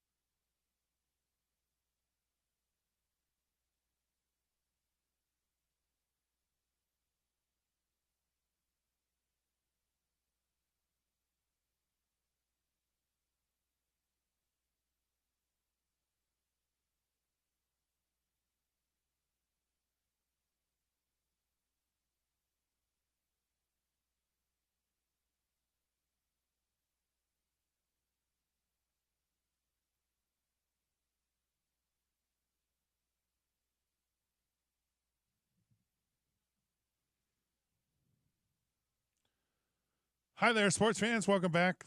Sean O'Connell Show here on ESPN 792.1 FM. I'm Scott Mitchell. Part 2, second day filling in for Sean. I was here yesterday. I'll be here today.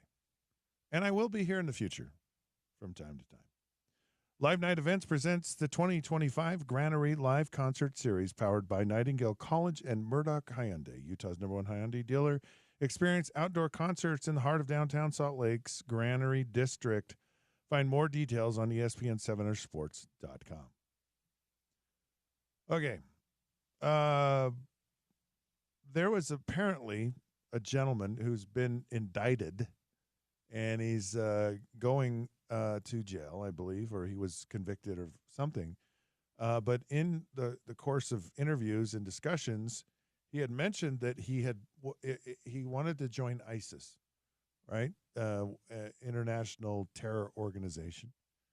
And he was trying to figure out how he could bomb the Oklahoma Sooners stadium. And he actually went, I guess he went to a game or something like that, and he was actually looking into the potential of doing that. And when I read this, it brought back a memory of several memories to me of conversations I had as a player, how we always were like, I don't know if you remember, Monica Seles was attacked by someone at I believe it was the French Open, was just finished. And she was actually stabbed by someone at the French Open. A fan came down and which was, and we used to always talk about, we're surprised that more of these attempts don't happen because it's just a bunch of loony boons out there. And so hearing this, and it certainly made me kind of go, I had thought that before, like about, people attempting to do this. And so I would imagine that sporting venues are very, very aware of this type of thing. I remember right after 9/11 happened, we had this celebration of togetherness as a country, and when the NFL resumed a week after the tragic events of 9/11, they had flyovers from, military jets, which are always a really cool thing. But that day it wasn't. And that day it was like, okay, this is kind of scary. Like this is a little sketchy what's actually going on here. And we had one of those big giant B-52 or whatever, 2 big giant plane that actually flew over the stadium, and everyone was there was a little gasp of, okay, he's not going to, nose down and run it into the stadium. He's, because it was super low, and so it was fascinating to read this this article today about this gentleman that had considered doing this, and so I hope they take serious, and I'm sure that they do, measures to prevent anything like this, because that would just be a horrible thing. A horrible thing. But I'll tell you what's not a horrible thing is you need to start your engines. ESPN 700 is excited to announce the first ever Monster Jam World Finals coming to Utah July 4th and 5th. Listen to the Sean O'Connell Show for your chance to win tickets, or get your tickets at Ticketmaster.com. Now, get them now before they're gone. Speaking of gone, we're going to be gone here for a few minutes, and we're going to come back, and we're going to talk to none other than Paul Pugmire. Of course, he is the host of Utah Golf Radio here from 8 to 10 in the morning on Saturdays on ESPN 700.921 FM. So we'll be... Okay, we're going to break.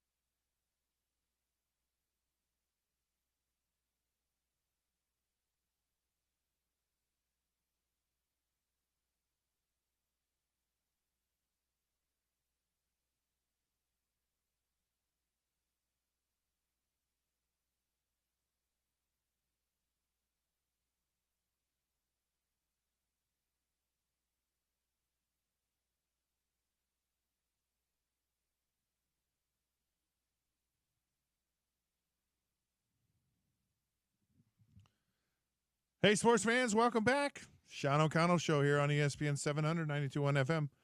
I'm Scott Mitchell filling in for Sean today. It is part due. I was here yesterday. Wow, the microphone just disappeared on me right there. I'm here today as well. So glad you could join the show. So glad to be here. So glad to talk about all the craziness in sports that's going on. A lot of fun today, this show. And, of course, we get to talk about so much more. We're going to talk about some golf here in just a minute. But if you miss any part of the show, don't worry about it. You can go to ESPN700sports.com. You can listen live there, even if you're not in your car. You can listen to the ESPN 700 app. It's free. Call your smart speaker. Just talk to it and tell it to play ESPN 700. You can go on YouTube at ESPN 700 Sports Utah. We're actually on YouTube right now. I'm being videoed, so I've been very, very careful not to pick my nose. I think I've done a pretty good job. Might have had a couple of slip-ups, but I got all my clothes on, and so I'm presentable for YouTube.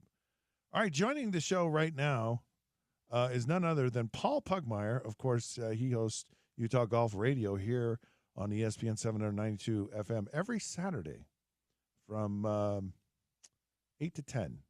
And, of course, this interview and the this segment is with Paul is brought to you as well as the U.S. Open leaderboard update by CamClad. Experience the beauty of choosing beyond today with premium home siding from Chamclad. And by UNA Golf, the new tailor-made the QI 35 woods are the fourth generation of carbon wood technology. That sounds fascinating. This driver unlocks a new level of distance available now at UNA Golf. All right, joining us now is none other than Paul Pugmire. Paul, how you doing today? Doing great. It's U.S. Open week. How do we not have a great time? I know. I love the U.S. Open. I love that it's always on Father's Day week. It's a fun time. Mm-hmm. Are you at the U.S. Open, or where are you today? You don't have to tell us if you're not. It's okay. No, I'm not there. I'm not there. Darn it. But they're in spirit, and they're with my eyeballs for sure. Yeah, and so Oakmont is one. It's hosted several U.S. Opens. It's a course that I think a lot of players like and don't like. How difficult is actually Oakmont for these players? Talk about the course and actually what it's known for and what it actually is. Probably the hardest course on the planet, and it's known for exactly that. The membership at the Oakmont Country Club, they want to keep their course in U.S. Open condition every day, all the time. They like to say, we are ready for a U.S. Open next week. Bring it. And they pretty much keep it there. They keep the greens running really fast. They keep the course firm. They keep the rough up. And so what you're seeing today and what you will see this week, the carnage that you will see with the greatest players in the world at Oakmont, that's Oakmont. Oakmont has hosted more U.S. Opens than any other venue. This is its 10th. It also has hosted women's U.S. Opens, U.S. Amateur Championships, PGA Championships. It is a championship course. It was built at the turn of the century back in 1903 to be a championship course, and it has met every measure of its creation for more than a century. It is one of the great, great venues in the world. Yeah, it really is. And it typically favors long hitters. Of course, you have to hit the ball straight in the U.S. Open. A lot of guys are under par right now. Is this expected? A bit of a surprise? What do you think about the scores right now? A little lower than one would expect to start, but a lot of the numbers you see read on the leaderboard right now are the afternoon wave just getting going. Oakmont will kick back. The number of red scores will go down significantly by the end of the day. And then through the week, as the rough gets longer and thicker, as the course gets firmer and faster and things dry out, those red numbers will go away. If you offered any player right now, even par on Sunday night, they'd take it. Yeah, I look at some of these scores. I look at a guy like Bryson DeChambeau, who is, of course, he's defending, and he's +3. He's finished his round. He was one of the early guys. And then you look at Sam Burns, who's -3, through 6 holes. He's kind of tearing it up right now. Where does a player have to be, or not typically, but today, where are you safe in your score right now after day one of this U.S. Open, and considering this is Oakmont and everything that's happening there? Yeah, really, what a great question. And I love the way you say considering this is Oakmont, because all of the truisms remain true about Thursday play at a professional event, but they're all ramped up and amped up by Oakmont. So generally, the idea is you can't win a tournament on Thursday, but you can lose it. Yeah, And that is so true at Oakmont. And so then, what do you have to do today so that you're still in the tournament for the rest of the week? 75. If you can get around this course at 75 or better, you've still got a chance. You're still going to be playing. Look, the cut is going to come in. The cut is the low 60 in ties. Right now, that takes us to +3. And that's with a lot of players still out on the course with incredibly difficult holes coming up. By the end of the day, I would expect to see +4, +5 be around where 60th place will be for the first round. It looks like Brooks Koepka is playing well today. He's -2 through 6 holes, and he's won a couple of these, and he's had some injuries. It looks like he's kind of bouncing back. Of course, Scotty Scheffler, world number 1, is in range. I think he's +1 right now. And a lot of other players. Maybe who can actually win this tournament? I know the obvious names, but are there some players that can win it, and are there some players that are like, you got no shot?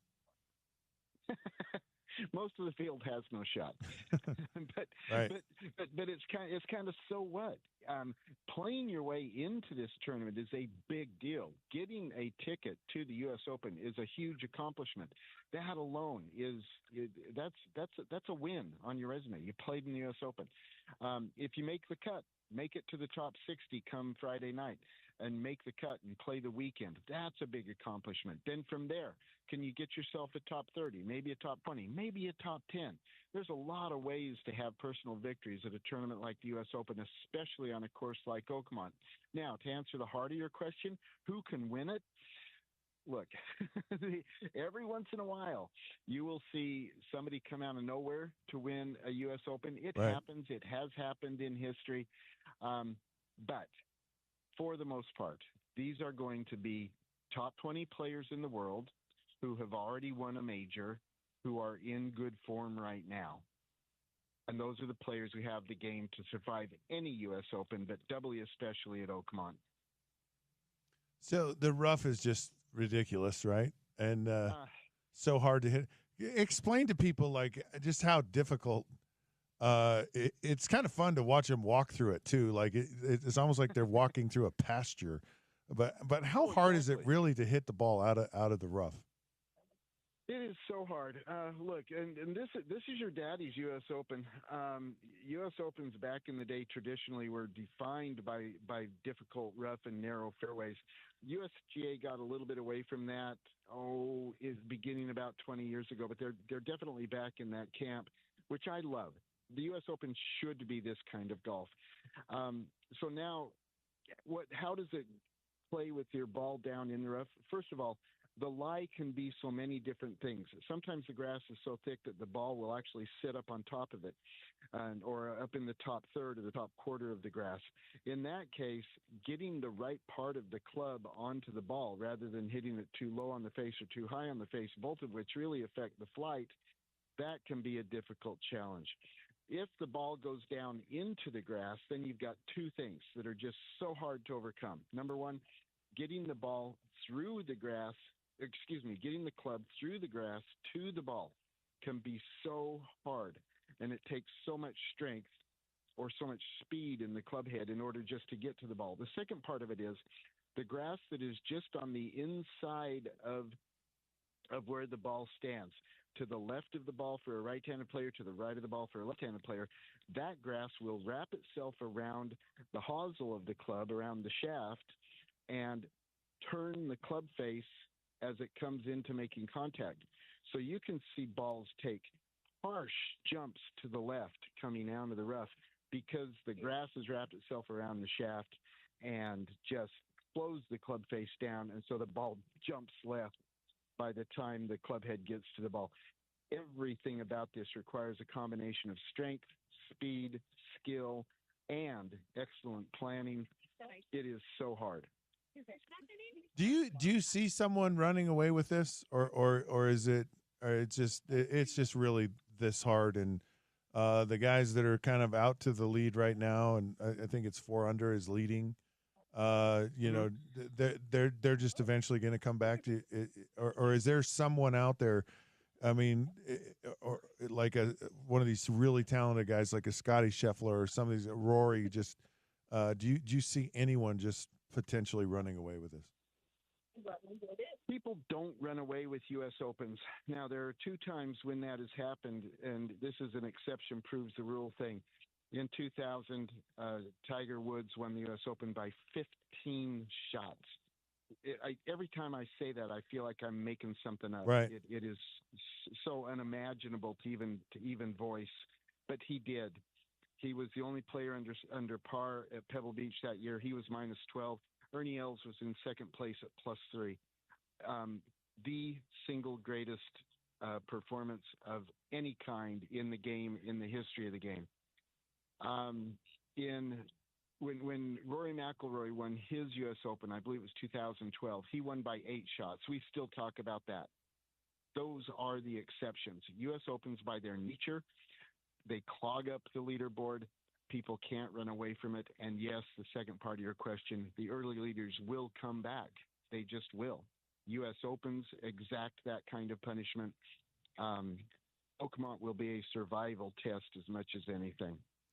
Do the players like golf this way? Do they like the long rough, you know, the really, I know they like fast greens, but do they like these setups? Do they relish this, or do they just say, we'll tolerate it because it's a major? Great question. A former president of the USGA, a golf legend named Sandy Tatum, had this wonderful and apocryphal quote several years ago where he said, "We are not trying to embarrass the greatest players in the world. We are trying to identify them." Everybody buys into that for this event, for this week. I don't think you'd want to see carnage every week. I know I don't. Yeah. I like watching different kinds of play. But once a year for the national championship, make it so hard that the greatest players struggle. I'm all in. Locally, of course, Tony Finau. We always want to know where he is. I think he's a +2 somewhere around there right now. I believe. Where's Tony's game right now? Is he going to be at the mix of this thing, or? And does this fit his game? Does Oakmont work for Tony Finau? You know, generally, yes. Major championships work for Tony and fit his game. He hasn't won one yet, but I'm completely certain he will. It doesn't look like it'll be this week, and the reason for that is that he's not coming in good form. Last week, or I guess it was 2 weeks ago, at the Memorial, Tony hit a putt one-handed, doing essentially the right-hand drill that Tiger is so famous for, and that Nelly Korda uses as well. It's a very good drill to putt with your dominant hand. I mean, you throw a baseball with a hand. Holy cow, Scott! You throw a football with your right hand. That's where your touch and where your feel exists, is in your dominant hand. And so that drill is a really good drill, but Tony used it in play with the lights on, with a score that counted. And what that told me is that he's searching. He's searching for his putting stroke. You cannot go to Oakmont searching for anything. It will not let you find what you're looking for. The green complexes at Oakmont are simply the most severe, the hardest in the world, and they keep their conditions at the extreme in terms of green speed and then rough around the greens. You can't be looking when you get to Oakmont. It breaks my heart to say it, but I just don't think Tony's in a good place right now. And so I don't think this will be his week. Yeah, interesting. Well, maybe you'll find something. Who knows? Maybe one-handed putting is the way to go. Maybe. When I play golf with my kids, I make bets with them. I said, all right, if I make this putt one-handed, you owe me $5. That's what we do, and then I make it, and they get mad at me. It. So yeah, I actually putt better one-handed. I like playing for money with the kids. Teaches them to focus and deal with pressure. I think it's a good method to teach them how to deal with it. Yeah, we have a good time playing golf. So, I heard this statistic, and I want to make sure it's right. A left-hander's never won the U.S. Open. Is that accurate? That is correct. That is correct. Yes. Why? Mm-hmm. I want to know why. What is it? Is it the setup? Is it just there's no good left-handed golfers? What? There's great left-handed golfers. Holy cow! Look, the Augusta actually favors a left-handed player. Yeah. So you've got Mickelson with 3, you've got Bubba Watson with 2, and of course our own local Mike Weir. He won the U.S. Open. He won the Masters at Augusta. He's a lefty. Why has a lefty never won the U.S. Open? In the case of Phil, okay, this is actually remarkable. He needs just the U.S. Open, I say just. He needs the U.S. Open in order to complete the career Grand Slam. He's already won a PGA. He's won a British Open. He's won 3 Masters. He has finished in second place in the U.S. Open 6 times. Yeah. Hard to imagine, but especially in those 6s, in a couple of them, he even though he was second place, he got blown out. In a couple of them, he just got beat by histrionics in the last hole. That happened in when Payne Stewart beat him at Pinehurst. But whenever we think about Phil and the U.S. Open, we go back to Winged Foot when he needed a bogey on the last hole to win, and he blows it into the trees, plays a stupid shot out of the trees, and makes double bogey and loses in a playoff. He's just snake bit on the U.S. Open. There's no good reason that Phil Mickelson shouldn't have won a U.S. Open. But so far, you're right. No lefty has done it. Yeah, I was just curious if it's the course setup, or I know Augusta, that it favors, but I just because I guess it's just it doesn't necessarily favor a right or left-handed player, but they've never won.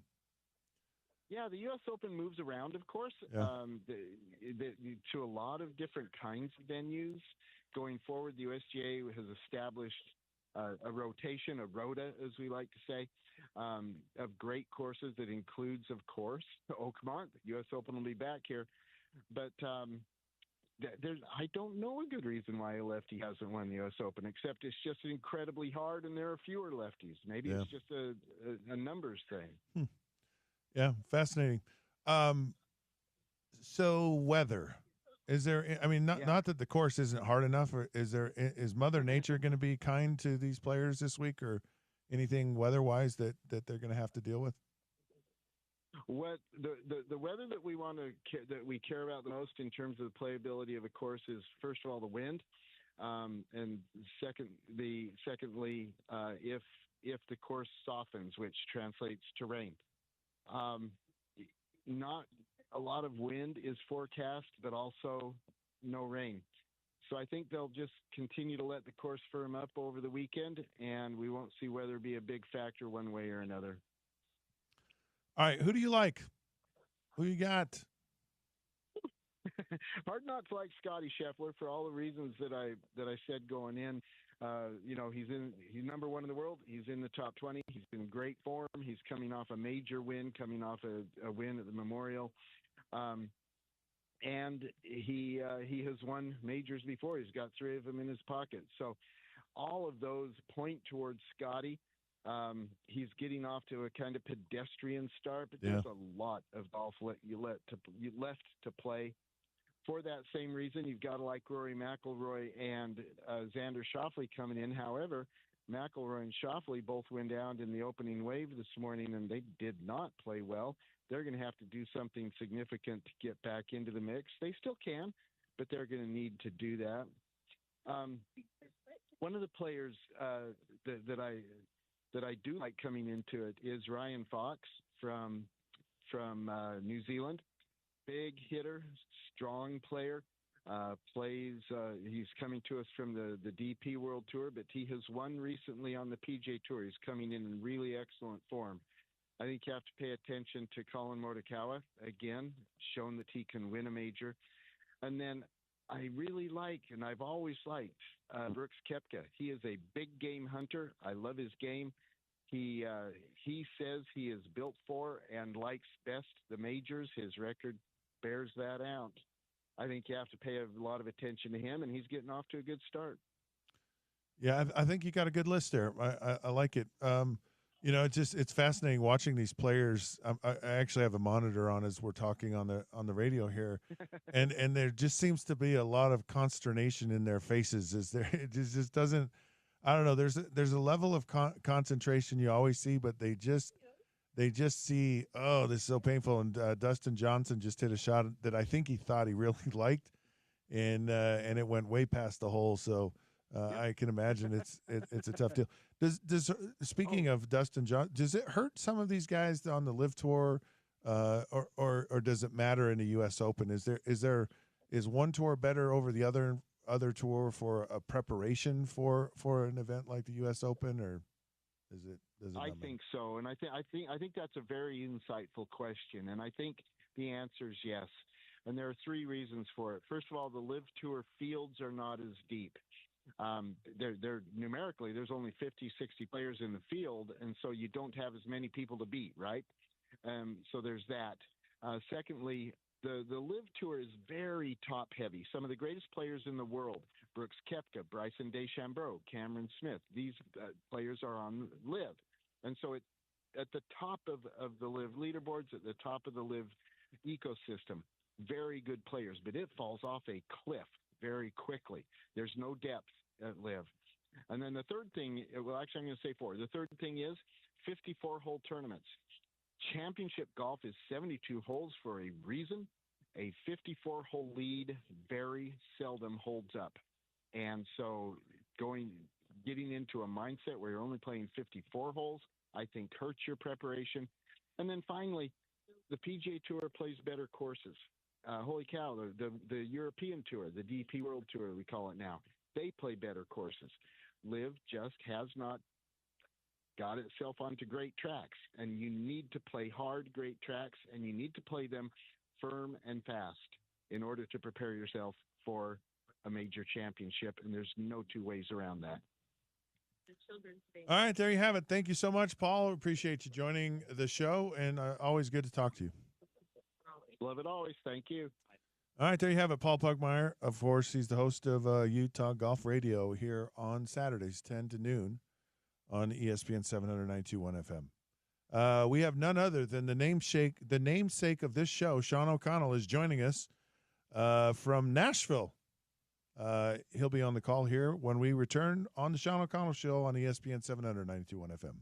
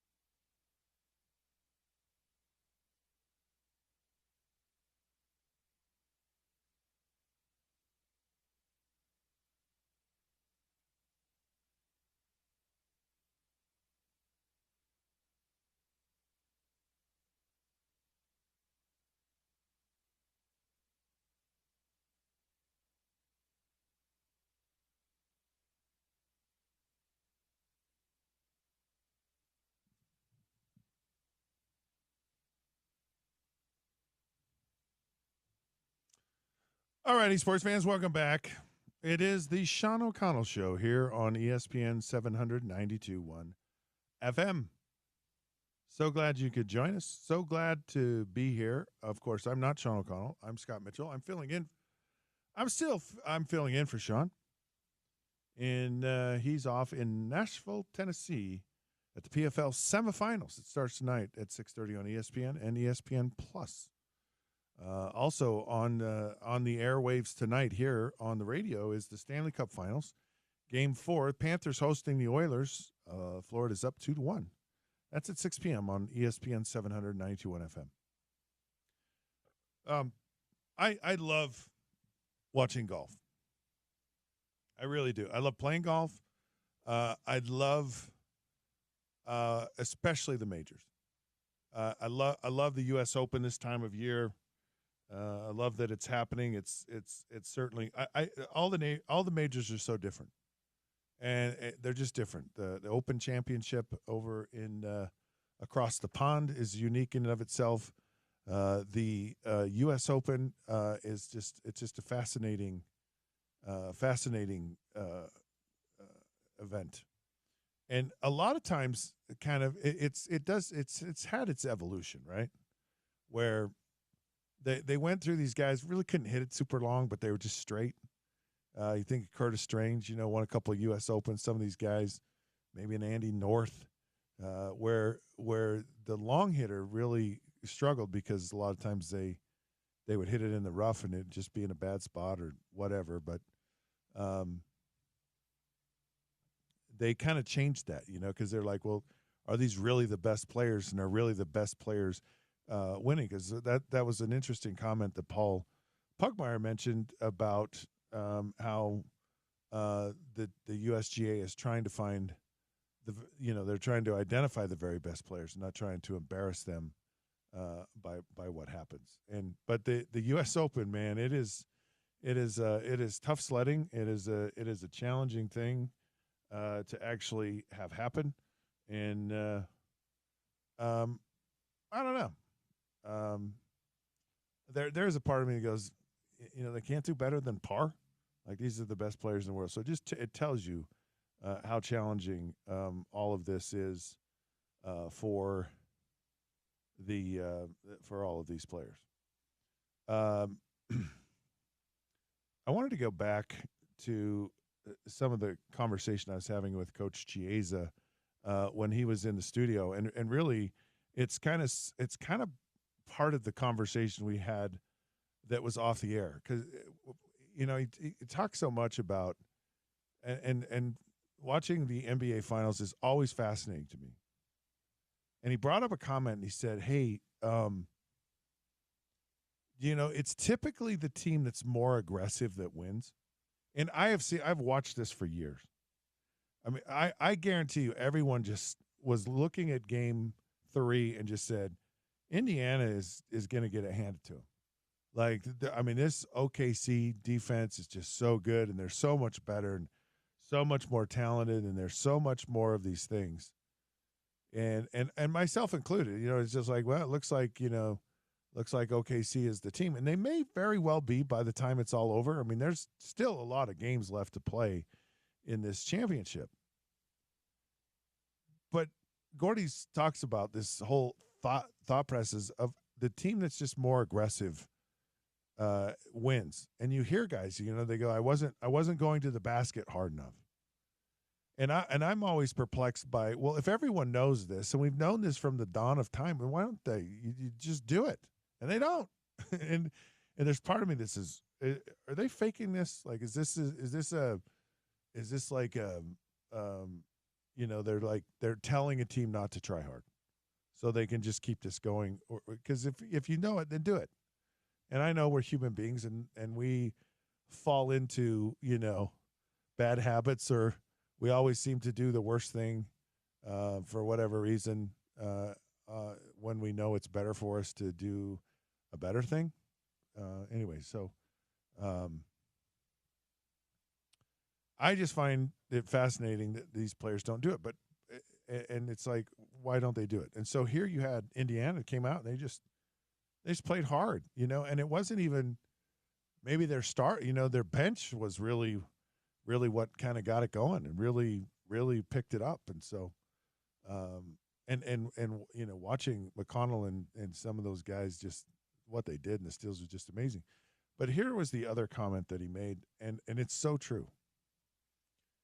He was talking about, you have been in a locker room. He was saying this to me. We didn't have this conversation on the air. He just said, you've been in a locker room. He goes, I've been in a locker room. And he goes, I've been in a locker room with the players in the locker room. And there's just no more special place in sports than a locker room. And it's so true.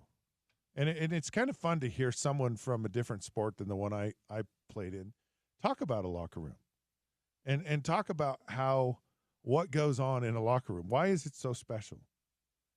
And it's so special because it you're not allowed in the locker room unless you're invited. Like no one just walks into a locker. You just don't get to go in there.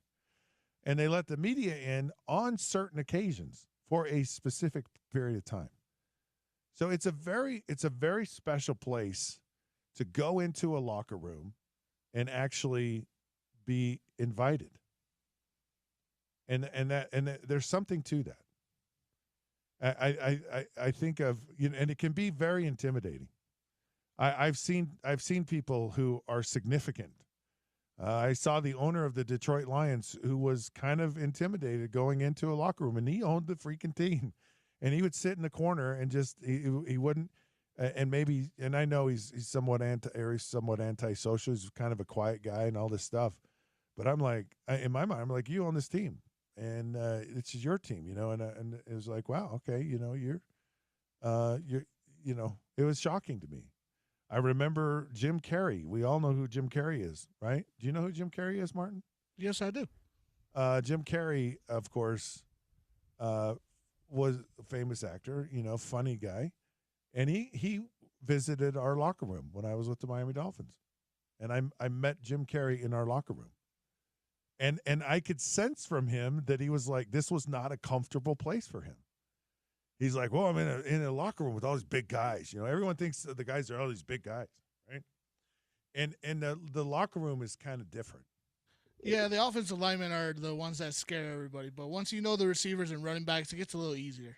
Well, and there's a kind of a unwritten rule that like it's almost like nothing is sacred in the locker room. No, you're right. I don't know how. It's like you kind of air all of your issues. It's only for the players. You're only allowed in there if this invite thing. But when Jim Carrey came in to the locker room, he was intimidated, and it blew me away because I'm like, you're Jim Carrey. Like now he hadn't become Jim Carrey who Jim Carrey was. Right. He'd just been on this like In Living Color. In fact, Ace Ventura kind of put him on the map. Mm. And he was just super nice, super quiet, super, just kind of just this young guy. But the locker rooms, here's what happens in a locker room. We could solve world problems in a locker room. And I'll tell you why. Because once you're in there, nobody cares what your skin color is. They don't actually care how old you are. One of the things that's unusual in football and other sports, it's a varying age of players. I mean, you have Aaron Rodgers now is 42 years old. Aaron Rodgers is probably older than a significant number of the coaches on the Pittsburgh Steelers, not just the players. I mean, he could almost be the father of one of the players on the team. It'd be really close to that. So, it's no one cares about your age. No one cares about your religion. No one cares about your politics. It all goes out the window. And all they care about is there's a brotherhood. There's a camaraderie. there's a togetherness. There's this cohesion typically in the locker room. If you have a good locker room. Now there on occasion are guys, they call them locker room lawyers. And they're the guys cuz you have downtime in a locker room, like when not during a game or then, but during your regular day during the week. You might have 15 minutes between a meeting, or you'll have a half an hour-ish, maybe 40 minutes for lunch, or you'll end practice and you'll get, you take a shower, you get dressed, and waiting for everyone and the coaches, so you have a meeting potentially after practice. So you have a lot of downtime during the week, like it's 15 minutes here, it's 20 minutes here, it's half an hour there. And you're in the locker room because there's nowhere for you to go. It doesn't make sense for you to go anywhere. So you have these guys walking around the locker room, and you're just socializing because you're sitting right next to each other, and you're talking, and you talk about life, and you talk about things, and there's some guys that they kind of are politicking for why they should be playing, and so you get some of that. But really, for the most part, you get guys that like the outside noise is gone. Nobody cares about all those things I talked about, and all that matters is we're here to win, and that's it. And there's a respect for players. Like, no one puts up with BS. Like, if you're being a wimpy guy, they're going to call you out on it. Like, if you're not playing hard, if you're not doing your job, if you're kind of like being soft, or there's no such thing as an injury, or at least there wasn't one before. But it's just a fascinating thing to be a part of in a locker room, and so you just don't get all the fluff and you just don't get the bias, and you just don't get any of it. While you were talking, I was thinking about it. The locker room is like a clubhouse that's just exposed in a building. Like, a clubhouse is a secret place, but you talk amongst your guys. But the locker room is so open that anybody could walk in, and now you realize what a clubhouse is like. And yes, I think. Did that not make any sense? Okay, fine. Well, yeah, I know what you were saying. I get it. But what happens though, and you get in it. So like the Indiana Pacers, I'm sure they got in their locker room, and they go, guys, we're buying into all this stuff. That they're this great defense. They're all this. They're all that. Everybody thinks we're going to get blown away. And those conversations happen in the locker room. They happen among the players and the coaches, and nobody outside those rooms hears it. And you block out all the noise. And in that locker room, you decide as a collective group, we're not going to take it. We're not going to lie down. Nobody's going to give up. Nobody's going to quit. It's this great place to bring everyone together, to have one mind and to have one purpose. And really, that one mind and one purpose is to win. And if you're of that mind, you're in. And if you aren't of that mind, you'll get weeded out. Like they will absolutely get rid of you if you can't do that. And it's a fascinating thing to be a part of. And I don't even know, you ask did you make sense? I hope I made sense, because I don't know that I've explained this, how wonderful and how unique and special it is to be in that locker room, to be a part of that. You got to be an athlete to understand it. Because it's really, it's a real thing. Yeah, it really is. And some people get offended by maybe some of the things that are said and done in a locker room, because there's also, you're under a lot of pressure. You are. And to be able to handle and deal with that pressure, a lot of joking goes on, and it's part of the deal. And so you might joke about your teammate or say something about them, and everyone knows it's not personal, it's not serious, it's not real, it's not all of these things, and but you can only say it in the locker room, and so you do make fun of people's religion or their politics or their whatever, and it's never ever deemed as something that's mean or derogatory. Now that may be different today with the young kids these days. It may be different, but man, I tell you, it was a great thing to be a part of. One of the best things, the best parts of being a professional athlete, and you can ask any player, any former player, and you say, what do you miss? And they'll all say being in the locker room with the guys. That's what everyone misses. More than anything, that's what guys miss. All right. Well, what we missed right now is we're going to have to take a break. So when we come back, we have the end of the show coming up around the corner, and of course we have I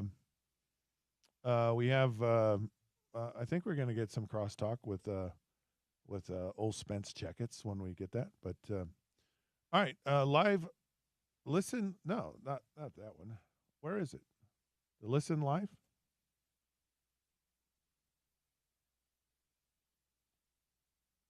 Oh, let's see. Oh, okay. Here we go. Live Night Events presents the 2025 Granary Live Concert Series, powered by Nightingale College and Murdoch Hyundai, Utah's #1 Hyundai dealer. Experience outdoor concerts in the heart of downtown Salt Lake's Granary District. Find more details on ESPN700sports.com. We'll be back in just a minute. This is the Sean O'Connell Show on ESPN 700 FM.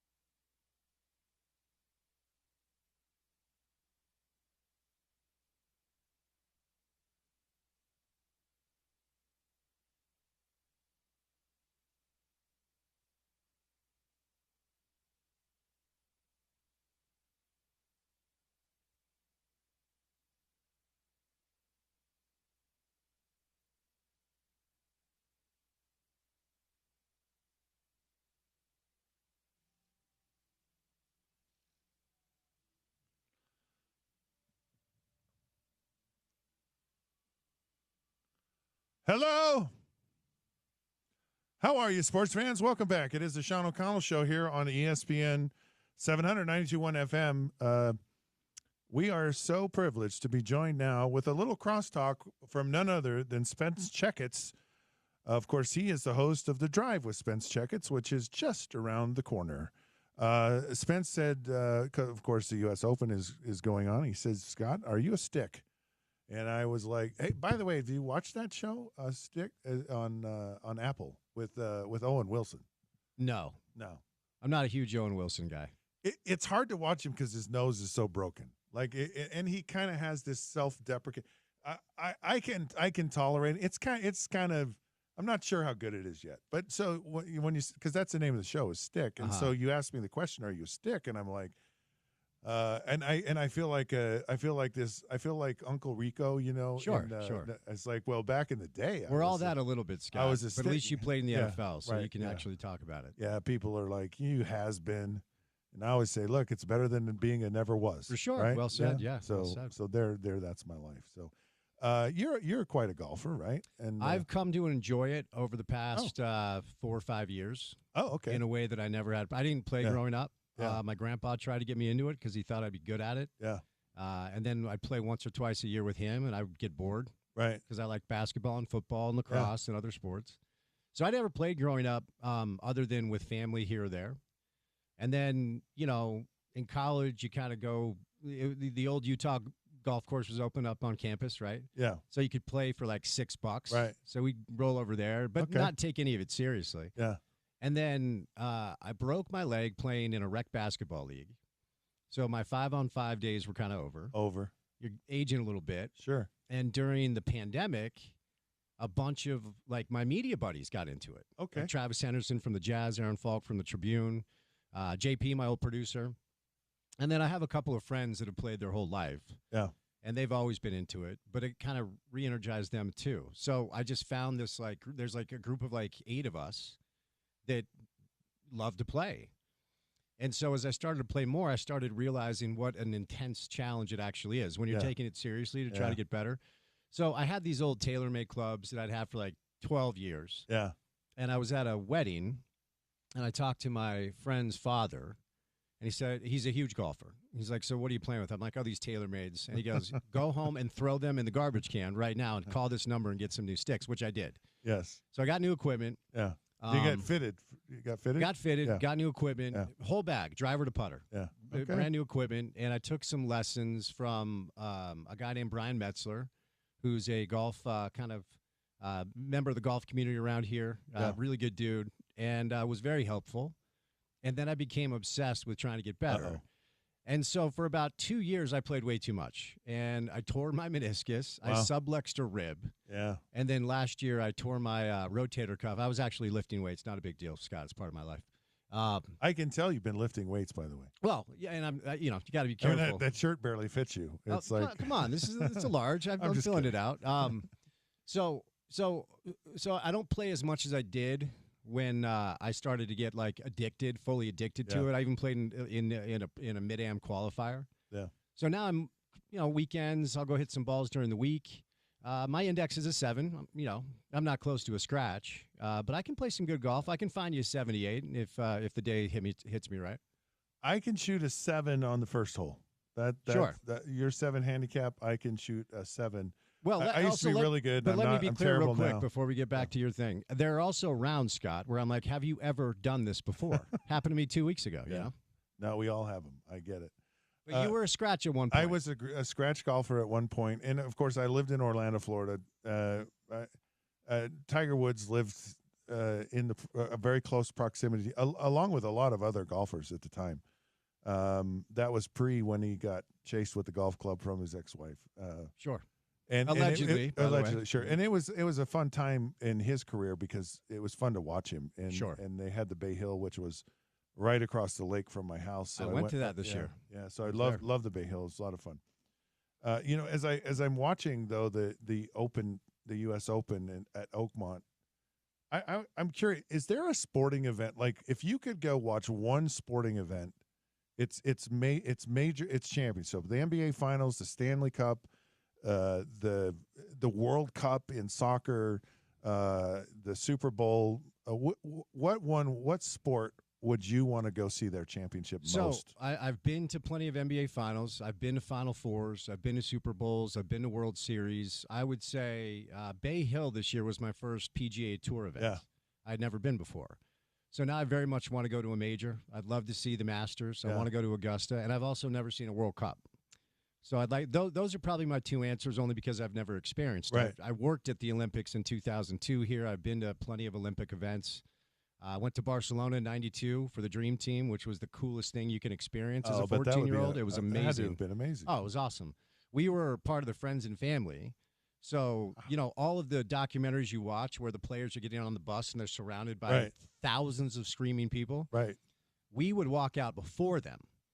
And so to experience that type of noise, it is wild, right? So we would get on our bus, and then Jordan and Barkley and Ewing and Stock and Malone, everyone would come out, get in their bus. And it was, the bus was shaking with noise.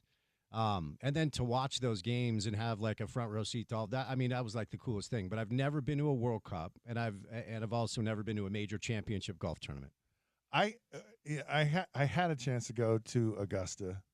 Didn't do it. And why? Well, it was under false pretenses.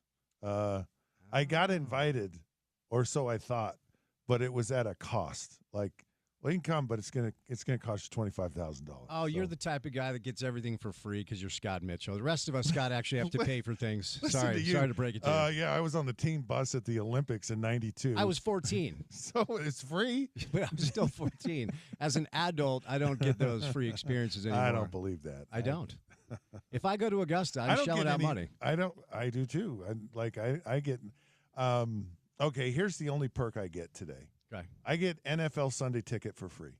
That's cool. That's what you get as a former. That's all I get. I got an AARP card and free NFL Sunday ticket. My guess is, Scott, you could leverage me and Scott Mitchell into some other free Maybe things. a set of golf clubs here and there. Well, that's not nothing. You probably could go to a Lions game, I would imagine. Oh, no. If you want to go, we can go. Let's go. I'd love to. I absolutely, and it's really fun, actually. They're really good about that. Yeah, cool. Yeah. I can go to the draft, I can go to the combine. So if you ever want to go, I can take a guest. We'll go hang out. Would love to. Let's do it. Let's do it. All right. Well, I'm going to let you get to your show here. Buddy, good to see you. Really appreciate it. Thank you. All right, that's the end of this. It's the Sean O'Connell Show here on ESPN 700 92.1 FM. Thank you so much for joining in, listening, and just for being you. The Drive with Spence Checketts is coming up next here on ESPN 700 92.1 FM.